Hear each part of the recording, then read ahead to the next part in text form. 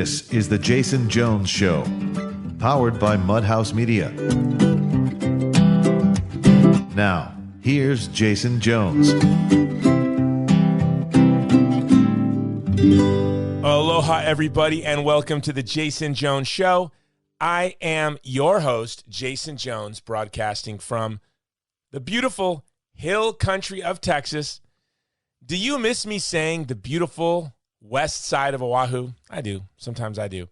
I apologize that I haven't done a show in a couple of weeks. The reason being is that me and my entire organization have been overwhelmed with this Afghanistan relief mission. I'm going to give you a quick update on what we're doing in Afghanistan. But because I just need a mental break, I'm having Stephen Herreid on today, and we're going to talk about Dave Chappelle's recent special on Netflix.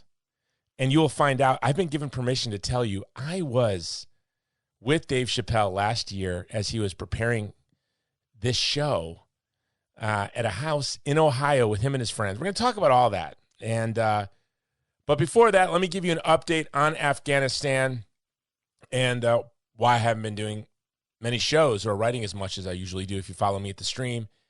Our organization that sponsors this show, the Vulnerable People Project, you can find our website at thegreatcampaign.org. We've been very busy. You know, in the middle of August, August 12th, I believe, at around 11 p.m., we received our first call for help to get someone out of Afghanistan. And so we just did it. And then we got a second call and a third and a fourth. And then one person became 2, became 5, became 10, became hundreds. And just today, we cleared our very last person off of our initial list. And just as I was feeling relief of clearing our initial list, we had a new list of 350 that now today has gone up to almost 900, or maybe over 900 people, most of them Christians and many, many Americans. So why haven't I been doing shows the past couple of weeks? Well, our mission at the Vulnerable People Project has become a bit overwhelming. This is what we've been doing. Our organization is, first of all, supporting people in Afghanistan. We've set up a network to deliver food and cell phones and cash so people can keep their electricity on. They're in they're in literal hiding places. My 9-year-old, listening to me on the phone, just lurking around my office, decided to read Anne Frank. And she said, Dad, like what you're doing is like the people you're helping, they're living like this. And in fact, yes, they are.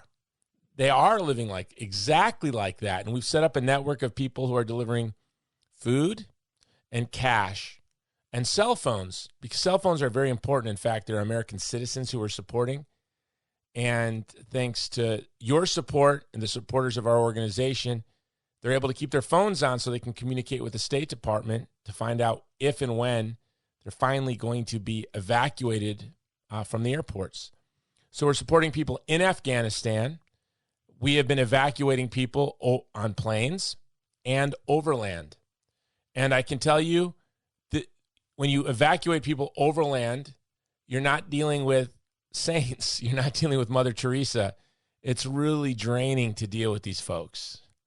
They're, in films, they're romantic. And when you have to deal with them in real life, they're quite disgusting. But that's who you have to deal with. So we're working with people to get folks out overland to neighboring countries. And then you think, okay, they're safe. No, they're safer. But the next thing we have to do is resettle people in a new home. So just today, our organization, in partnership with Brazil, we've resettled 16 Catholics. Just today, we have resettled 16 Catholics in Brazil. So we're supporting people in Afghanistan. We're evacuating them over land and on planes. We're supporting them and we're getting them to neighboring countries, supporting them there. Then we're resettling people. And for example, to resettle one person in Brazil, we have to pay for their plane ticket and we have to commit to $500 a month for 6 months for their support, and then pay for their visa, and then Brazil will resettle them. That's for one person.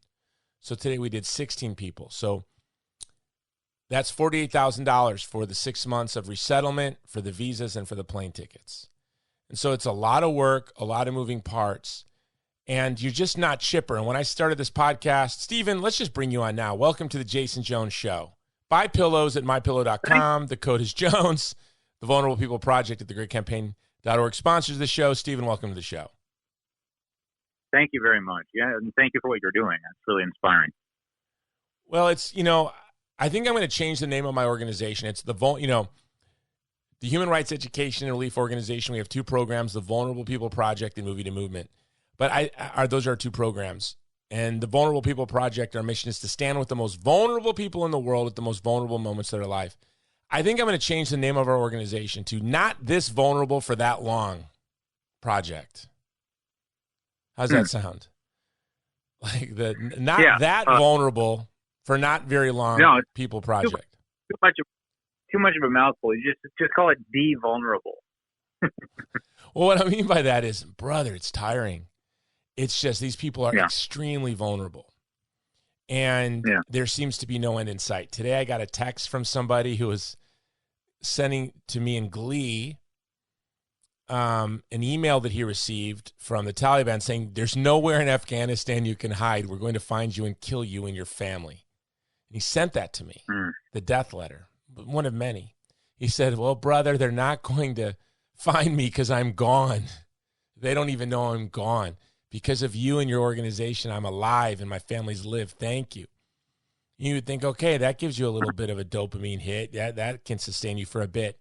Seconds later, I'm going to forward it to you. Seconds later, I get an email where a Christian, an Afghan Christian, recounts what happened to members of their family yesterday that's too sick to say out loud. I'm just not even going to say it out loud. It's too sick to say it out loud. And that's really why I haven't done a show in weeks. The last show I did was an epic episode, by the way, with Eric Metaxas on his new book, Is Atheism Dead? The first show he did in the world on his new book was the Jason Jones Show. And the book comes out today, I think, today. So as you're listening to the show, go on Amazon.com or wherever you buy your books, get Is Atheism Dead if you haven't already. It's an amazing book. But Stephen, as you know, you and I are friends, and we talk a lot offline. And you had the best podcast in the world, I think. And then you heard I was coming onto the scene, and you ran in horror. You just disappeared. You just got off the platforms. You shut your show down. I get it, but was actually what I was doing is I felt kind of bad for you, and I thought if I'm here, he doesn't really have a shot. So I think I'm going to get down. I'll step aside as a favor, just so you can get started. Yeah. Well, I mean, our shows are a lot different. Your show is great. I mean, it was my favorite show, maybe third. It was my favorite show. There was the Muay Thai guy. Like, you can't compete with the Muay Thai guys. No one's listening to that. And then you can, and then maybe Joe Rogan, and then you. But your show was special because it had a real. I mean, every time people listen to the show a lot, and every time you're on, I tell you how great you are. But it was really a great show, and a lot of work went into it, and it had a sort of a This American Life feel to it. It was very NPR-ish, very professional. It was a great show. By the way, I loved it when you said that because that's what I was going for. Because my biggest crush in terms of production is NPR. I don't like what they do. I don't like what they're going for. I don't like their mission. But they're very, very talented at persuasion. They're master rhetoricians. They're master presenters. And I was like, I want to sound like NPR. So, I mean, I loved it so much that, my wife didn't like it because I would pull 2 all-nighters a week to get that put together because I just loved the way it sounded. And I never felt like, I'm so tired. I don't like my job. I was like, I have made it. I can die now. Well, you need to bring your show back. No, because you did make it, and it was great. And it's missing. We miss your show. I think you said you don't like the mission of the people at NPR. They're better than their mission, though, aren't they? I mean, Serial, This American Life, they really do celebrate the beauty and dignity of the human person. And Car Talk was where they had them forever. Garrison Keillor actually did a lot of good stuff. How dare you? He's canceled. He's canceled. You can't. His cancellation was maybe the most dignified cancellation I ever saw, by the way. He got canceled. Well, maybe actually Chappelle has him beat now. But when Garrison Keillor got canceled, he published a statement about it And he said it. He was just because he's Garrison Keillor. Everything his whole brand is mundanity, and so he addressed it so mundanely that it just made his opponent seem hysterical and silly, because he's just this old man. First of all, he's maybe the most profoundly ugly person who's ever been born. He's not a good-looking guy. I don't think he's ugly. He's not a Lothario. How dare you? I don't think he's well, ugly at all. He makes the joke. I think he might have coined the phrase, he had a face for radio. I think he coined that. Look, I'm ugly. I'm ugly. I know ugly people. But being ugly is overrated. Yeah, but you don't. People are. How's that? Do you think people want to be ugly, or what? Do you mean? I just don't think it matters. Right? Like I think. Well, Garrison. We'll say that again. He proves it. Garrison Keillor. No one says, "Oh, Garrison Keillor, that ugly guy." You know, my daughter was on. People. My daughter said it best when she was on. She debated Tosh on Tosh.0. Did you see that? I did. I remember it. I was there. I'm not there, but I remember it was like, 15 years ago. I remember. It was a while ago. And my daughter, who was like 20 at the time, my oldest daughter, I think it was 10 years ago. Maybe it was, longer than that. She must have been right out of high school. Here she is on Comedy Central debating the funniest guy in the world on abortion. But I really think he threw the fight because he's pro-life. It just all signs point to he's pro-life. But he was debating my daughter on abortion, and she said, well, what if you got pregnant and you knew your baby was going to be aborted? Would you abort it? My daughter, with a big smile, says, no, I love ugly people. And I thought, what a great answer. She's like, she was probably thinking of me, like, I love my dad. I love ugly people. Like, how dare you? So, but that's my point. Like Garrison Keillor, you say he's ugly. I don't think he's an ugly guy. I don't even know what he was canceled for. I'm just shocked and appalled that you would dare bring somebody up who we do know is canceled. That's all I know. I never know what anyone is canceled for. I just know they were canceled. That's probably a good policy. Wait a second. Yeah. I know why Epstein was canceled. Was he canceled? I don't even think that's called. I know why Weinstein was canceled. Do you really know why Weinstein was canceled? No, that's a good point. That's a good point. The real reason. What was that, Q? Tell us, Q. Oh, well, so according to my buddy Q, no, this isn't from Q. This is from my imagination. Okay, tell me from your imagination, wise, because I have a whole idea that I would love to do. But you tell me from your imagination. By the way, this show is about Dave Chappelle, before we go too far. And it's also about my mental health. Okay, this show is really for my mental health, because it has been a hard 2 months. And well, this is going to comfort. This is going to be comforting. And Dave Chappelle's special, by the way, was amazing. Let's just get that out. But you tell me your theory on why Harvey Weinstein was canceled, and then I'm going to tell you my theory. Okay, soothing facts about Harvey Weinstein. Okay, here we go. No, I just think he's a scapegoat. I think that they picked the most caricaturizable guy in the whole mix in Hollywood. The guy that was we were talking about ugly. The guy's not attractive. He doesn't look like movie star. He doesn't look like he's part of their set. He's a bumbling speaker. He's not a charismatic guy. He's a money guy. Anyway, so they pick a guy who's like, he's done the least offensive. Not saying what he did wasn't bad. He's done the least bad of the bad things that people do in Hollywood. They got him out of the way as a scapegoat, ritually, like with the most fanfare possible. We are burning the witch, everyone. We are purging ourselves of all of this evil. It is gone now, and still to this day, young women and young men and boys, and God knows how young people of both sexes, are still being preyed upon in Hollywood. And Weinstein has paid the price to keep that going, because he has, in the eyes of people, he's the head that had to roll. But I think he's a scapegoat. Okay. I was on a conference call this week on a movie project, because I still am in the movie business, believe it or not. So you should believe it, because I was on Fox Nation last week. They showed me for like 5 minutes. That was bizarre. Did you see that? Did you see I'm really surprised. Yeah, I thought. Huh? I thought you were canceled. No, I'm not. You can't cancel me. I'm not even been made yet. You got to be something before you're canceled. We'll get to that. Like, first of all, you need to be somebody to be canceled, and I'll get to the and later. No, my latest movie, Divided Hearts of America, they did a big package on it last week on Fox Nation on my birthday, actually. It was a great birthday. My daughter's boyfriend flew to Texas to ask me to marry my permission to marry her, and I granted. Yeah, I granted it. Tyson Fury and Deontay Wilder put on a spectacular fight for me. My family, my 7 children and grandchildren, my wife, they rented a little lake house, and they gave me I've said for like 20 years, I have everything in my life, everything I want in life except a pair of winning boxing gloves. They're like $600. So my wife, my children, my sister, they all pitched in. And now I have everything I want in life because I have a 16-ounce pair, just, for sparring days. Boxing is my hobby. I have a 16-ounce pair of winning boxing gloves. It is really going to be embarrassing to be the old guy at the gym who happens to be Caucasian with the $600 pair of boxing gloves. That's going to be a bit humiliating. I might rip off the winning label and put on Everlast or something. But I have the boxing gloves I've dreamed of since I was a little, not since I was a little boy, but for a very long time.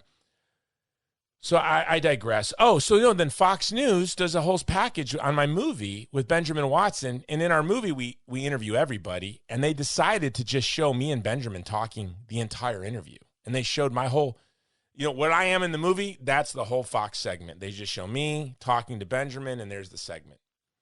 But I was on a film call this week with Secular Hollywood. And a guy said really the most inappropriate thing you could say on the call.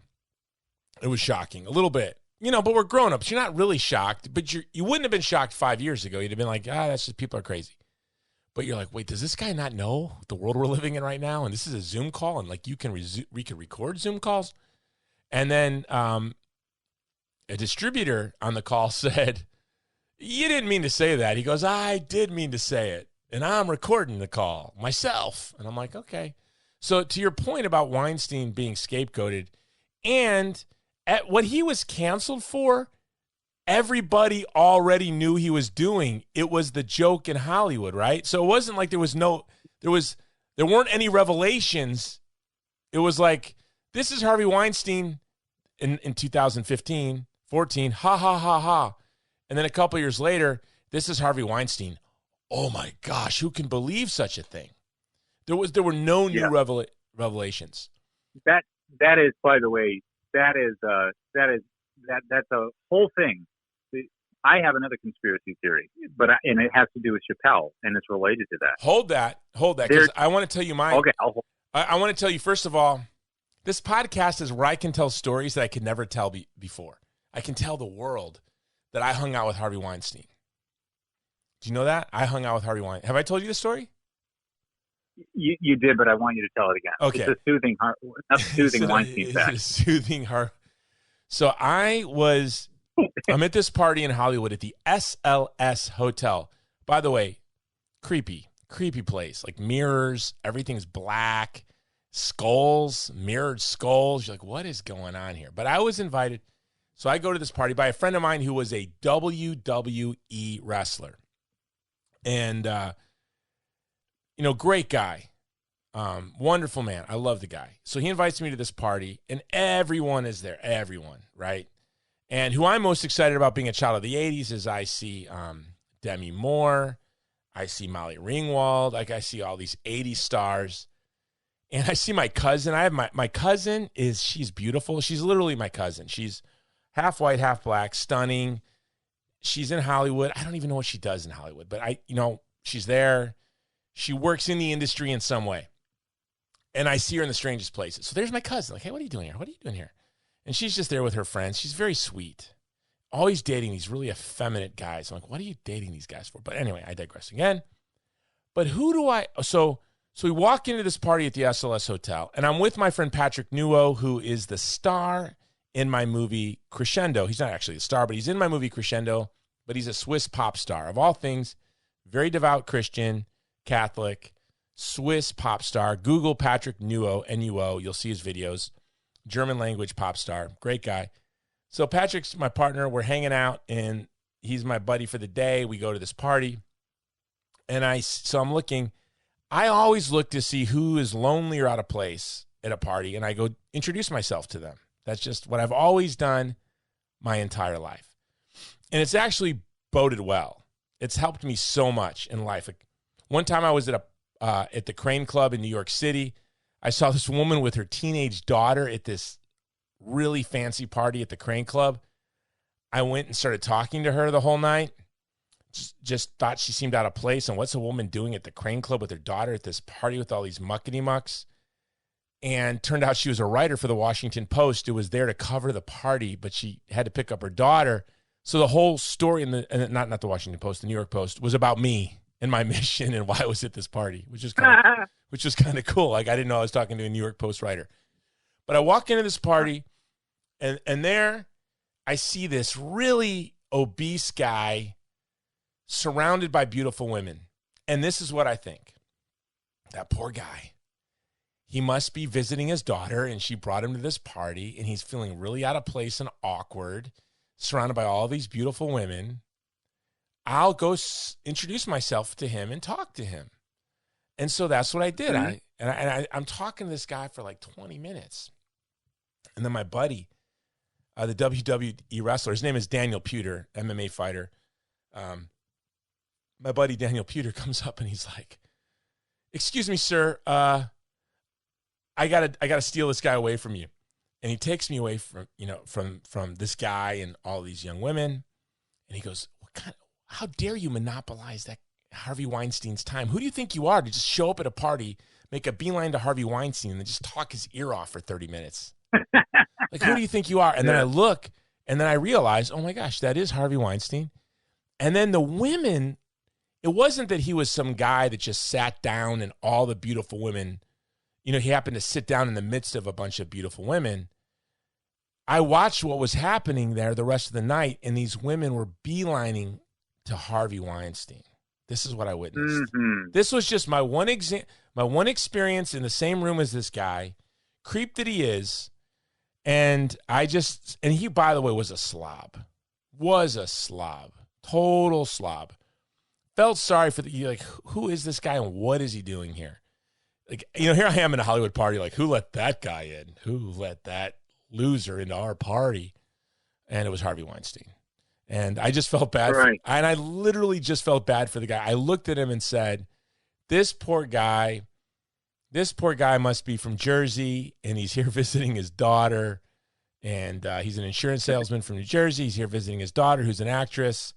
And she brought him along to this little party. And this guy is surrounded by all these young, beautiful women, and he's probably very uncomfortable right now. So let me go make him feel comfortable. That's my Harvey Weinstein story. That's great. Oh, bizarre. So, right? You have a good read on people. You were right. The poor guy was about to get slaughtered by those very girls. It's true. I could have saved Harvey Weinstein. You could have. I could have saved him. Jason Jones failed to save the vulnerable. Daniel Puder ruined everything. No, I blame Daniel Puder. So, okay, can I tell you my Harvey Weinstein story? Yeah, go for it. Okay, that year. You just did. No. I mean, my conspiracy theory. I don't believe this to the cancel mob listening to the show. Jason Jones is about to present a theory it's my theory. It's the Jason Jones theory on what happened to Harvey Weinstein, Bill Cosby. Who's the guy from that morning show? The morning show. Oh, guy. Yeah, what? Matt Lauer? Matt No, Lauer. not the other guy. Okay, Matt Lauer, Bill O'Reilly, all of them. Okay, here's my theory. The woman from Fox, what's her name? She beat me out for an award, the Conservative of the Year award. I was runner-up. She won. Then she was canceled the year later. Megyn Kelly. Okay. Megyn Kelly. Yeah, Conservative Media Person of the Year, the Phyllis Schlafly Awards. I'm number 2. She's number 1. Then the next year, she's canceled. See that? Okay, so here's my theory. This close. I could have been. I was a contender. It was before the Jason Jones show. Okay, so here's my theory. You should have canceled her just a little earlier, Jason. You missed by a year. Hey, as my buddy said, who probably is the reason why I was nominated for an award I had no business being nominated for. It was an honor just to be nominated, which it was. It was the Paul Weyrich Awards, and I have it hanging up in my office. Paul Weyrich is why I got into film, of all things. I wanted to win just to say why I read Paul Weyrich's Open Letter to the Conservative Movement as a graduate student, and it changed the whole trajectory of my life. So I didn't win, so I didn't get to tell that story. But so Megyn Kelly, Matt Lauer. By the way, this show is going to be all about Dave Chappelle, and we're already half hour in. Matt Lauer, Harvey Weinstein, Bill Cosby. Here is my theory. This is my theory, Jason Jones's theory. I don't believe it, so you cannot cancel me for it, but it is my theory, okay? Mm-hmm. They're the good guys. They're like they're super friends. They knew there was going to be a China virus, and they were going to use the China virus for a lockdown to turn us into slaves. And so they had to take out Weinstein, Matt Lauer, Bill O'Reilly, Megyn Kelly, Dave Chappelle. These guys, they knew. These guys were a super team. They were like they would give them a name. We'll give them a name, like the A-Team, the Super Friends. Yeah, they were. Yeah, they were the artists united against the Jews. But they're Jewish. How dare you say that? That's right. Matt, no, but your point is they all had a room somewhere where they went and smoked and talked. You're saying. No, what I'm saying is they were the Super Friends. Okay. And they met in secret, and they were conspiring to save us from the deep state. But the deep state, there was a leak. I think it was Megyn Kelly. One of them told the deep state what was going on, and so they were canceled one by one. That is my theory that I do not believe. Yeah, so I agree with you on both counts. Great theory, and it's not true. Yeah, but wouldn't it be great if it were true? Like yeah, if we were in heaven and then in eternity and we found out that these guys were all good guys working on our behalf. That's the whole point of false conspiracy theories. Is there things that would be really great if they were true, because it allows you look at inanity, chaos, things that just make your soul feel dismay and tempt you to nihilism and despair. You look at those things. Conspiracy theories that are false are the whole point of those is to artificially create coherency and reason and impose it on the world. Like, oh, okay, now it all makes sense. I get it. And it's what you do it's to protect yourself from going mad. So conspiracy theorists are not mad. They're people who are refusing to be mad. So they go just a little bit mad voluntarily, and they become very, very reasonable. And make up an all too reasonable explanation that covers everything. Yeah, Chesterton speaks very eloquently on that, right? Like the attraction to conspiracy theories. Not that there aren't conspiracies, right? Like we all acknowledge there are conspiracies. Small conspiracies, big. We're not saying that there aren't conspiracies, but the desire, the attraction to conspiracy theories is to wrap your mind around very difficult, challenging. And that's why conspiracy theories thrive in war, right? In the midst of war, in the midst of political unrest, because people are seeking for answers for the sudden and strange, confusing circumstance. So let's get to the conspiracy theory of Dave Chappelle. Dave Chappelle, so this is why I wanted to have you on the show. Dave Chappelle, do you remember that YouTube video that went viral that just got sunk and disappeared of Dave Chappelle, why Dave Chappelle was canceled from Comedy Central? No. Refresh my memory. It involved Oprah Winfrey and, what's his name? Bill Cosby. Oh, it was great. It was hysterical. And it was, there was this whole the video was made probably by Chappelle's people on why Chappelle moved to Africa. And it was this grand conspiracy that brought in together people as diverse as Oprah Winfrey and Bill Cosby teaming up against Dave Chappelle. But Dave Chappelle, this is why I wanted to have you on to talk about the Chappelle special. So here I am in the midst of really what has been in my professional life the most challenging project I've ever been a part of. You know, I've been a part of some very, very challenging projects. And all movies are in and of themselves very difficult. Celebrity was once chastised because he joked. He didn't joke. He said sincerely that making this movie gave him PTSD. Like, I identified with it. I was like, I get that. Making movies is hard. Of course, obviously, people who've been to combat find that, like, insulting. But I myself have been in war zones, and I've been around the horror of war up close and personal. And specifically in Iraq during ISIS, when I documented ISIS in Christian Iraq and the Christian areas of Iraq, and that was quite traumatic. But nothing has been like as damaging to me as this Afghanistan project. And I now I know what it's like, kind of, in a little, very small way, to be a drone pilot. In a sense that, you know, you're making life and death decisions where you feel like you don't have much skin in the game, right? Like, you're working in, drone pilots work in Las Vegas. They drop their kids off at school. They grab an Egg McMuffin. They roll into the office. They get behind a computer. They put on headphones. They're making life and death decisions. And, you know, since August 13th, people, me and others in my organization, we call our Excel file Sophie's List, because it's like Sophie's Choice. We have to decide who is next on the list, who we are prioritizing for evacuation. If you've seen the very sorrowful movie Sophie's Choice. So we call our Excel file Sophie's List. It's kind of dark, but true. So in the midst of all of this, I really could not wait to watch the Dave Chappelle's new special, The Closer. And I watched it, and my first thought was, okay, this is an amazing comedy special, if you want to even call it that.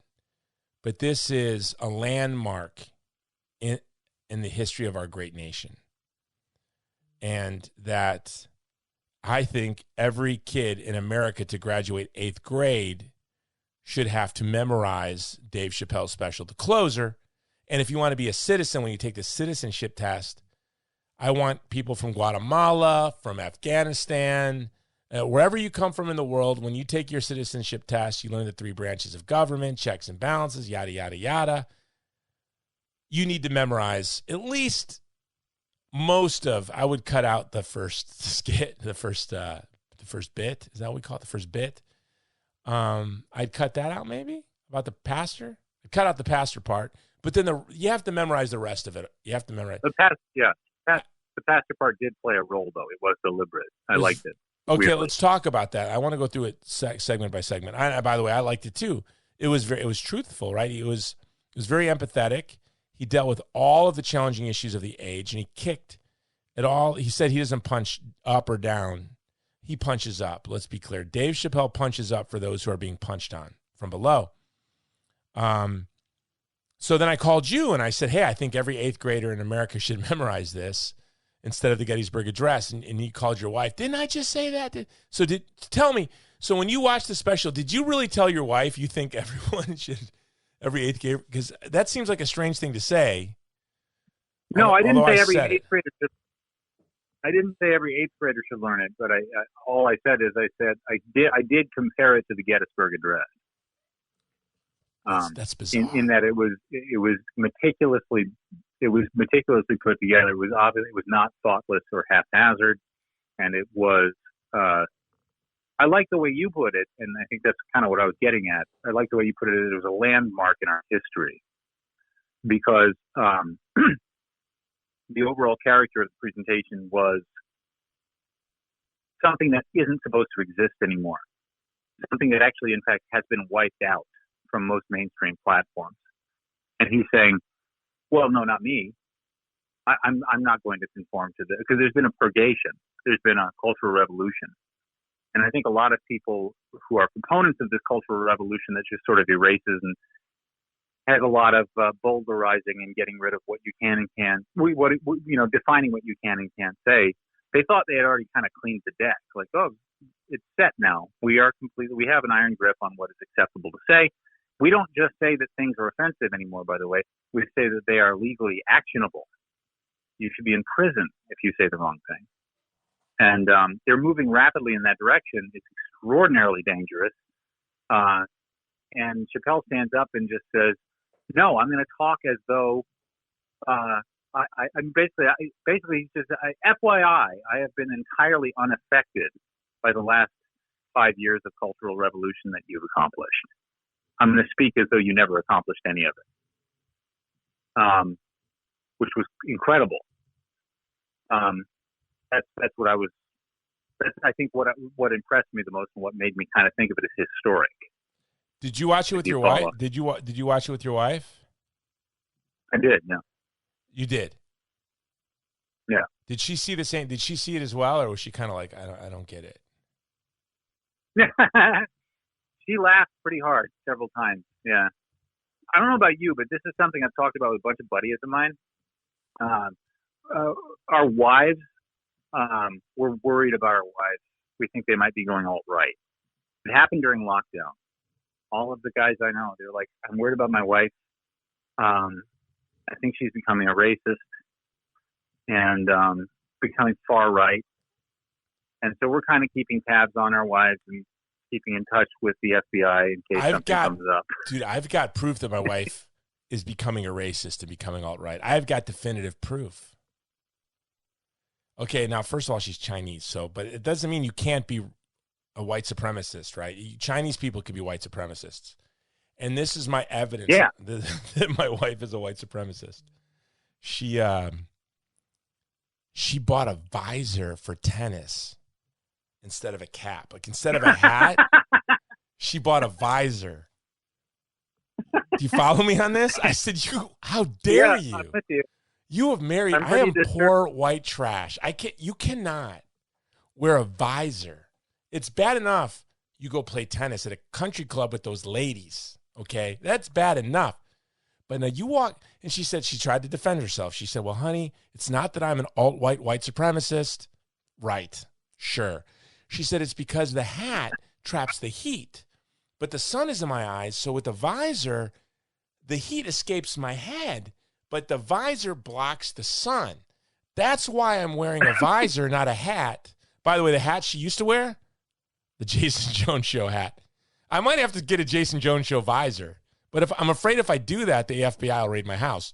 But my point being, yeah, you're right. My wife is alt-right. She wears a visor to play tennis. She is a white supremacist. I know what you mean. I'm just really, I'm kind of, actually, I'm shaking a little right now just from hearing. And her explanation actually kind of makes it worse, doesn't it? It's so contrived. It's so contrived. Like, she had an excuse, like, thou protest. What did Shakespeare say? You went to a good school. Methinks the lady protests too much. That was it.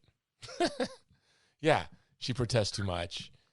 I got it. She's alt-right. So, okay, so my wife, though, by the way, probably because she is racist, she couldn't watch the Chappelle special. She's like, enough, I'm out. She couldn't get past the pastor part.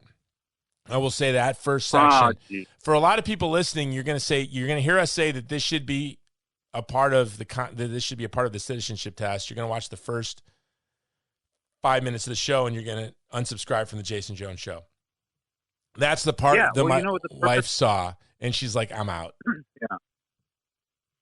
Yeah, well, the purpose of the pastor show, the purpose of the pastor bit was, right? The purpose of that was actually to make the alt-right women leave the room before he, commenced. Explain. Are you being sincere? No, I'm not. But I do think that it did have a purpose, and I actually think the purpose is. I did think that joke was. I didn't just dislike that joke because it was like, oh, that's my people, my pastors. I'm a Christian. Why are you dissing my people? My reaction was actually perplexion because it wasn't funny, in my view. And he's pretty masterful at being funny. You're right. It wasn't funny. What's this for? Yeah. Okay, so can I lay out the skit to people? The bit to people. My friend Mikkel, who brought me to hang out with Dave and his friends, gets mad at me that I don't use proper comedy lingo to explain the architecture of a routine. But yeah, sure, go. When I heard that, I thought two things struck me. So guys, it's a pedophilia joke, right? So He's talking about being sexually abused as a child by a pastor. So the two things that struck me about that were, number one, he said pastor, not priest. See, he never takes the easy way out. It would have been very easy to say priest because he would limit his audience to the acceptable Catholic. You're allowed to bash Catholics. You're allowed to talk about Catholics when you speak of pedophilia. So he broadened it by saying pastor. And you said something to me on a phone call that every word was thought out, that this was the most structured and disciplined show you have ever seen. And I would agree with you on that. I agree, yeah. So he said pastor instead of priest, which is striking, right? Which is very striking. So he broadens it. Then he talked about being sexually abused as a child. He said, don't feel bad for me. I liked it. Then I thought of somebody that we both know who was canceled for making light of being sexually abused. Did you think about that guy? Yeah, it was a very similar joke, yeah. So it reminded me of what Milo said on the Joe Rogan show when trying to make light of being sexually abused by a Catholic priest. Yeah. And I wonder if it just seemed so strikingly similar and odd, and maybe the only part of the show that really wasn't funny, but uncanny and strange. Yeah. That if he was in a way winking at that, canceling of a young man who awkwardly, publicly tried to deal with talking about being raped by a priest. I mean, seems highly unlikely that would be the case, but it was so strikingly similar that you couldn't help, if you know about Milo, and I know many of the people listening to the show, you've already watched the Chappelle special. I know you probably, if you know about Milo being canceled for what he said on the Joe Rogan show, you had to think of that. You thought of that, right, Stephen? I did, yeah. But I also think, I do think that you have something going, but there is something to him being sympathetic. You know, you tell pedophilia jokes at the expense of pastors or priests, right? They're very common. But what's wrong with them? What's wrong with them is that the victim is totally a non-entity in the joke. You're, in your eagerness to maul your ideological enemy and priest, you're also making a joke that makes light of what children, victimized children have suffered, for young men. So I did think that was true, that it was interesting that he flipped it around and said, I'm speaking from the perspective of the victim and I'm defiant. So that was interesting. By the way, that's also what I think Lil Nas did, his Satanism video. The whole purpose of it was that. But that's another story. Yeah, I didn't see that. You completely lost me on that whole explanation, by the way. Can you say that one more time for me? Okay. So, no. To start over, my real reason why I think he made the pastor joke was it was red meat for an audience, for members of the audience that he actually has contempt for. So he starts the set off by saying, I'm going to really gratuitously degrade someone that I know you hate. And you'll laugh at that. And you'll laugh at that. And then the next thing he says, you'll notice is, oh, you think that was bad? It's going to get way worse. Buckle up. No, I thought he said that about Space Jews. Was that Space Jews or was that joke? Oh, it may have been Space Jews, right? Yeah. No, I think it was Space Jews, which we have to get to, which was just unbelievable. Well, all of it, though, there's a lot of setup and delivery, waves of setup and delivery eddying out over and over again in little circles or chiasmas throughout it. It was very intricate. But a lot of the setup and payoff was him drawing in one set of people or one perspective, getting them to enjoy seeing their enemies victimized. And then later he would turn it around and say, okay, well, I'm going to put the other person, I'm going to put someone you would like in the role of the victim who I just brutalized with my jokes. So that did happen a lot. Space Jews became, right, he ended up identifying the Space Jews with his own people.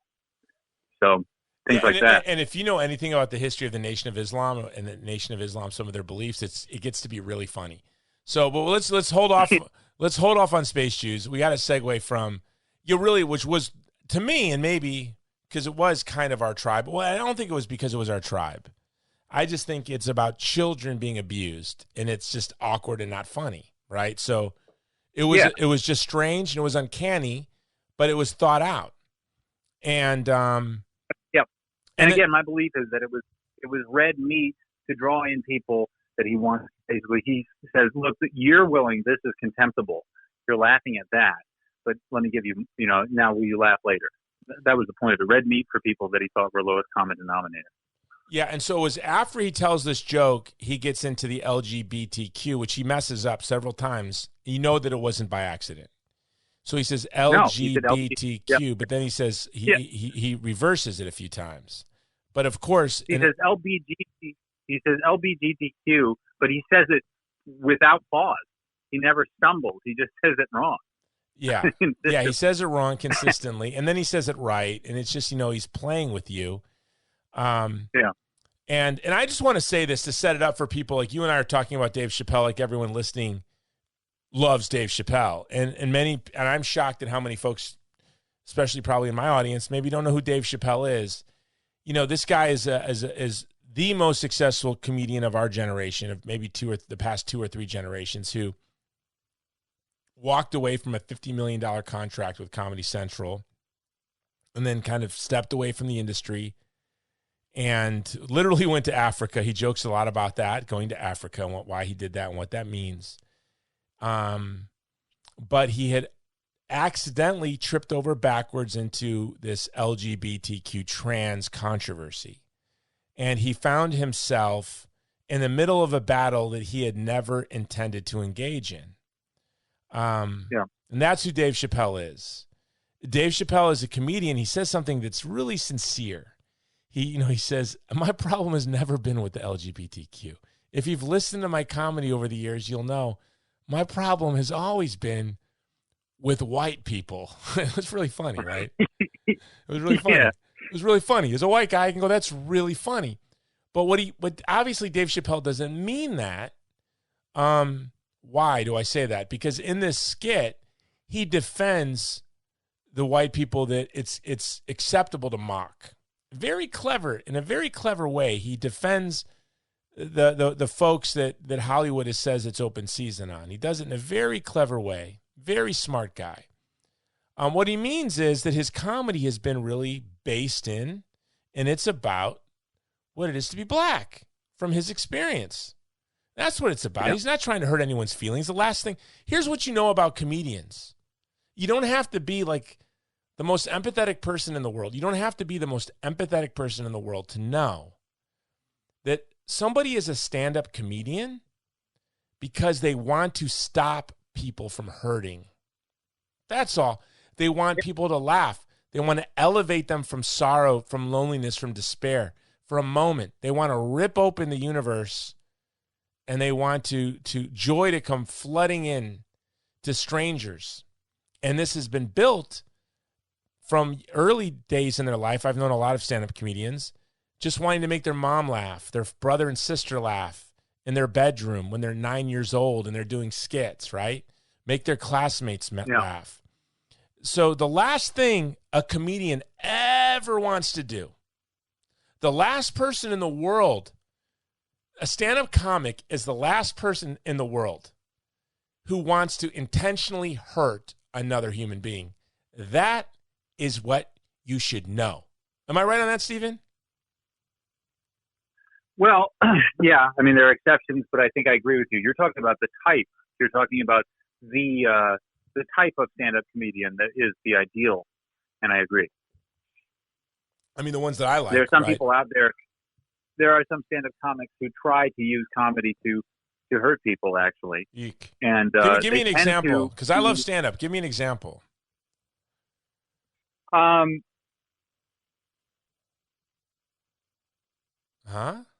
You win. I win.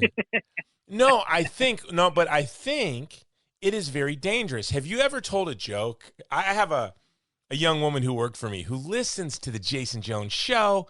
She's amazing. She's become very successful in Hollywood. She's beautiful. Her father is very, very popular in the Catholic space. I'll just leave it at that. And I make, the nature of my work is really dark. And so my humor is insane. That my jokes are just really inappropriate and off the chain. But, I leave certain people out of the line of fire. And this young woman who was my personal assistant for many years, I just didn't put her into the circle of dark humor. And one day she said to me, it hurts my feelings that you don't tease me or have these horrible jokes about me like the way you do about these other guys. Well, yeah, they're guys, right? And they're horrible. The jokes were horrible. And I said, well, yeah, I don't feel comfortable doing that. But like she, with tears in her eyes, said, well, I would appreciate it if you did do that. And then one day I tried and she breaks down crying, right? Like she just breaks down crying. Oh. Okay. All right. So my point is that when you want to make, I was telling, I kind of brought her, I did the joke because I felt she wanted me to because she asked for it, but it just was, it didn't work. So when you're trying to make people laugh for a living and you're making jokes all the time that cause you to go right up to the line, you are going to, even though it is not your intention, though it is not your intention, like a doctors kill a lot of people, right? They kill a lot of people. Right? That's so Doctors good. kill a lot of people. Yeah. Comedians may hurt a lot of people's feelings, right? But their intention is not, just like you could assume that most people who go into medicine, they do it because they really want to order their lives to saving life, to alleviating human suffering. But by the nature of their job, that They hurt people. They hurt people. And comedians do the same thing. So that's where we should all begin with that. When we're dealing with stand-up comedians, when they hurt our feelings, we should go, I know they didn't mean to do that. That wasn't their intent. Yeah. Well, and also you might not be talking about, someone asked me, what did you want to be when you were growing up recently? And I was like, oh, I'd almost forgotten. All I wanted to be growing up was a stand-up comedian. That's all I wanted. And until I was like 20. And and it's true that desire was never driven by, I'm going to get some people. I'm going to go get them. I'm going to go hurt some people. I'm going to stand on stage and make people feel insecure for the rest of their life. Mwah. Like, of right. course Well, I not. mean, the whole point is to get on stage and make people laugh, right? So obviously, you're giving people relief. But I think that also it's true that a lot of the time it's a problem you can't solve, and it isn't the response. Like Flannery O'Connor, great Southern novelist, Catholic, she wrote basically a whole essay because she got a lot of flack for this. She wrote humor. She was a humorist, and people got mad at her because they thought that her writing was offensive for various reasons. 1950s? She wrote a whole essay basically saying artists are not responsible for the reactions of every single person who comes across their art. And she had to give this very sophisticated academic defense of, I'm actually not responsible for how you react to my novel. And I think stand-up comedians would benefit from reading her, because they'd be like, yeah, I know this is it. She's saying what I would say. So. Well, I think that's why stand-up comedians become so susceptible. And Dave Chappelle, we're talking about the show like people really know Dave Chappelle as much as we do. So I hope we're not losing people, but like I am obsessed with stand-up comedy, as you are, Stephen. And a lot of people don't know this. Before every speech I've ever given for 20 years, I listen to Paul Mooney for an hour. That's a fact. So if you guys go listen to Paul Mooney, you're going to go, what in the world is Jason doing? It's just something I've done. And I had the privilege of hanging out with Paul Mooney. Have I told you the Paul Mooney story? You have. It's a terrific story, and it's almost as good as a soothing Weinstein fact. No, it's better. It really cleanses the palate. It cleanses the palate. What it does is it gets tennis visors off of your mind. Can I tell the story? Yeah, do it. Do I have your permission? Because this is kind of your show. This is you helping me out of my funk and also getting a show out there. Okay, so I was walking down the street, and I was walking down 42nd Street, New York, and I look up at this blues club, and it says Paul Mooney. And my first thought is, that's my favorite comedian. And I bet you he played yesterday, and I'm going to miss it. It was Paul Mooney playing tonight at 7 p.m. I said, this is unbelievable. I have nothing to do tonight. I was going to go do Brazilian Jiu-Jitsu at Renzo Gracie's school, like 4 blocks away, because I used to have a little office on 49th Street in New York in the theater district through a church, a Catholic church. So I was going to go down there and do jiu-jitsu at Renzo Gracie's wonderful jiu-jitsu school, where they will brutalize you when they know you train somewhere else.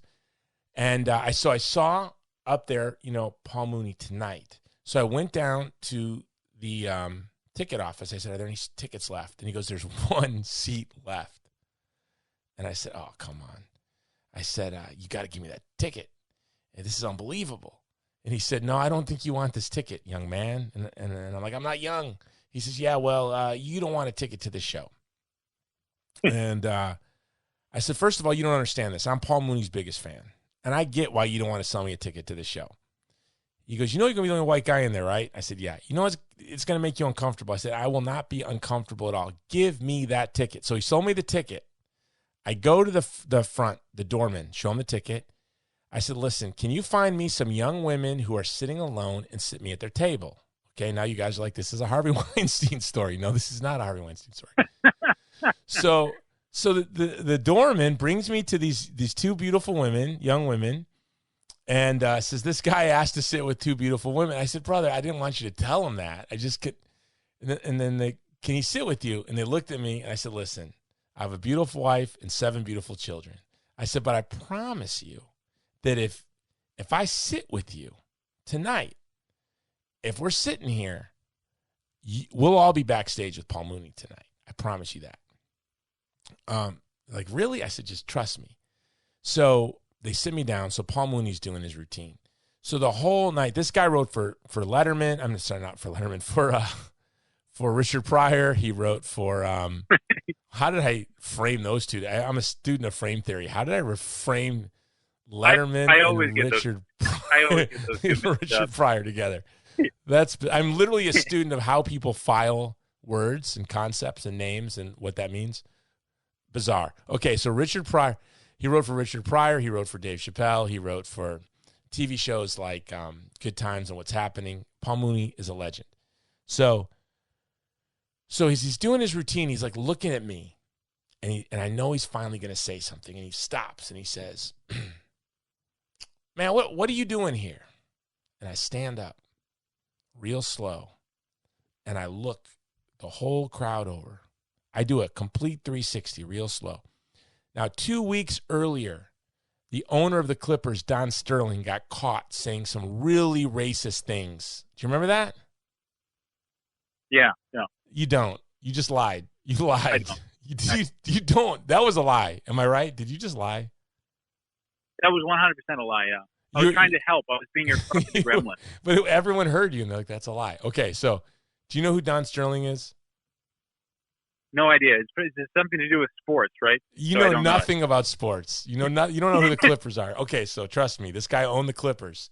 He was recorded by his girlfriend saying the most horrendous racist things. Okay, so 2 weeks earlier. So when I knew Dave Chappelle was going to call me out. I had this joke in my pocket. Not Dave Chappelle, Paul Mooney.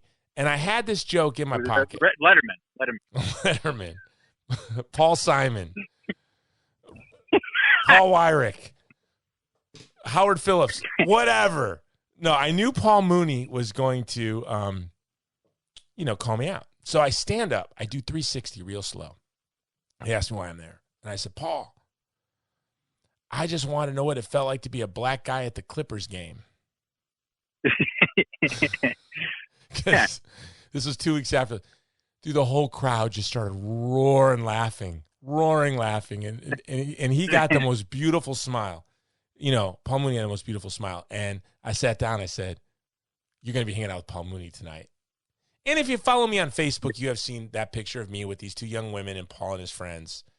On Facebook, that's the night I got to hang out with Paul Mooney. So there you have it. Now, how did I fit that story into today's show? What were we talking about? You were saying you listen to Paul Mooney to get revved up for your speeches. Yes, I do. Yeah, so I listen to Paul Mooney before every speech. So we're talking about Dave Chappelle, like everyone listening knows what we're talking about, but he is a very important comic. Is that what I was saying? Yeah, you were saying You he's don't an even important remember. comic. He's a significant guy. I don't remember. It's something about the Clippers. A sports team. They play sports. Okay, let's make that is an important point, though. Don't want the audience should know Dave Chappelle. If they don't know Dave Chappelle, though, you can look up Dave Chappelle.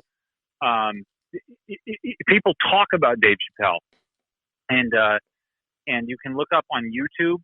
One of my favorite things to do a few years ago was to watch Chappelle talk about why he left Hollywood, and that's one of the most important inflection points in his career. But of course, when he comes back, he's kind of a threat from the minute he comes back, because he goes off to Africa to meditate, essentially. But when he left, when he got back, he kind of gave a little interview explaining why he left, and he was a little vague about it. And a lot of people were intrigued and really respected him, because he kind of just said there's something very sick in this business. And that was vague enough for people who like Q to really like it. But it was also just on the face of it pretty true. There's something wrong, and he's suggesting, the kind of thing that Weinstein was scapegoated for is what he might have been referring to. So that's why a lot of people have eyes on it, for what it's worth. Right. And so here he does this special that takes on all of the powerful entities in Hollywood, right? All of them. Let's get to the next skit is the alphabet, what he calls the alphabet people. So he says, I come in peace. Yeah. I'm here to negotiate the release of Da Baby. And the most profound statement of the whole show, we'll just maybe do the whole Da Baby thing front to end, is, he begins his talk about the LGBTQ trans folks, which, by the way, let's be very clear. The trans movement, I have a new slogan for the trans movement. You want to hear it? Yeah. White power.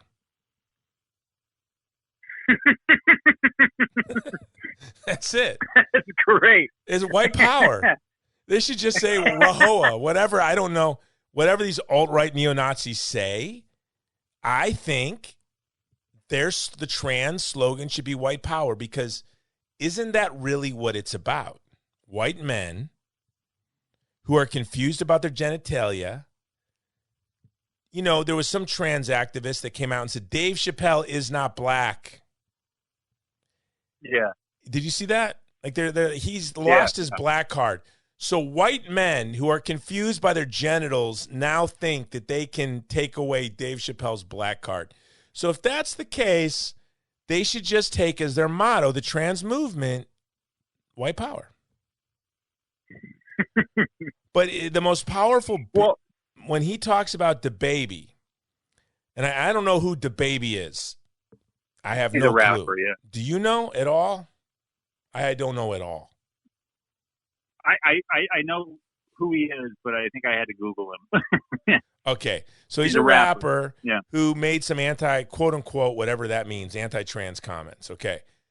And Dave Chappelle talks about how this guy, quote-unquote, Da Baby, literally murdered a black man in a Walmart. Yeah. And he still had a career. But when he made some trans activists uncomfortable, they sought to cancel him. And he said, that's the problem. That's the problem. That's how he said it too. He said, that's the problem.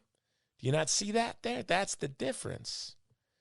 And that's a big, big difference. And if Da Baby would have shot and killed a trans person in a Walmart, I don't think he'd be making music, and I suspect he'd be in prison, but he killed a black man, right? So I think that was sort of his point. Yeah. And that was very powerful. And it was very powerful. Yeah. So I don't want to talk about the trans stuff too much, but for Dave, that's a big part of what he does, because the trans movement, and really there's no trans movement. It's whatever special interests seek to weaponize the trans movement, right? Because how big can the trans movement be, right? I mean, I don't think it's that big. It's artificial. Yeah, there's not an there aren't millions of trans people chomping at the bit for more rights. From Transylvania. It's completely artificial. From Transylvania. Yeah. That's one of his jokes. He's like, my people, Dave. He's like, what are your people from Transylvania? Where are they from? He didn't back down to the trans activists at all. In fact, at the very end, he said, stop punching down on my people. You know, yeah. I think that might be my, I'm going to write a review of it, and I'm debating whether I title the review, "The King is Dead, Long Live the King," because the role of comedians is to make fun of people in power. And for too long, comedians have been making fun of people who were in power 90 years ago. That's not quite very funny. Yeah. It's not very courageous. What Dave Chappelle has signaled Right. is the king is dead, long live the king, and comedians are always going to be the jesters that have to tell the king uncomfortable truths. But then now I'm also thinking of just entitling it white power, because that is really what the trans movement about, is subordinating everybody in the world, but Western Europeans and Americans. And this is this is everywhere. I don't know if you heard that Colin Powell passed away. Yeah, double vaxxed, by the way. May I say, COVID. Yeah, Died of COVID, had 2 vaccines. So, Colin Powell was double vaccinated, and he was also ill in a number of other ways, right? Comorbidities. But it's all over Twitter, which, you know, God bless him, Chappelle acknowledged to be not a real place. But on social media, it's all over Twitter. Colin Powell didn't die because he was vaccinated. He died because you weren't vaccinated, Jason.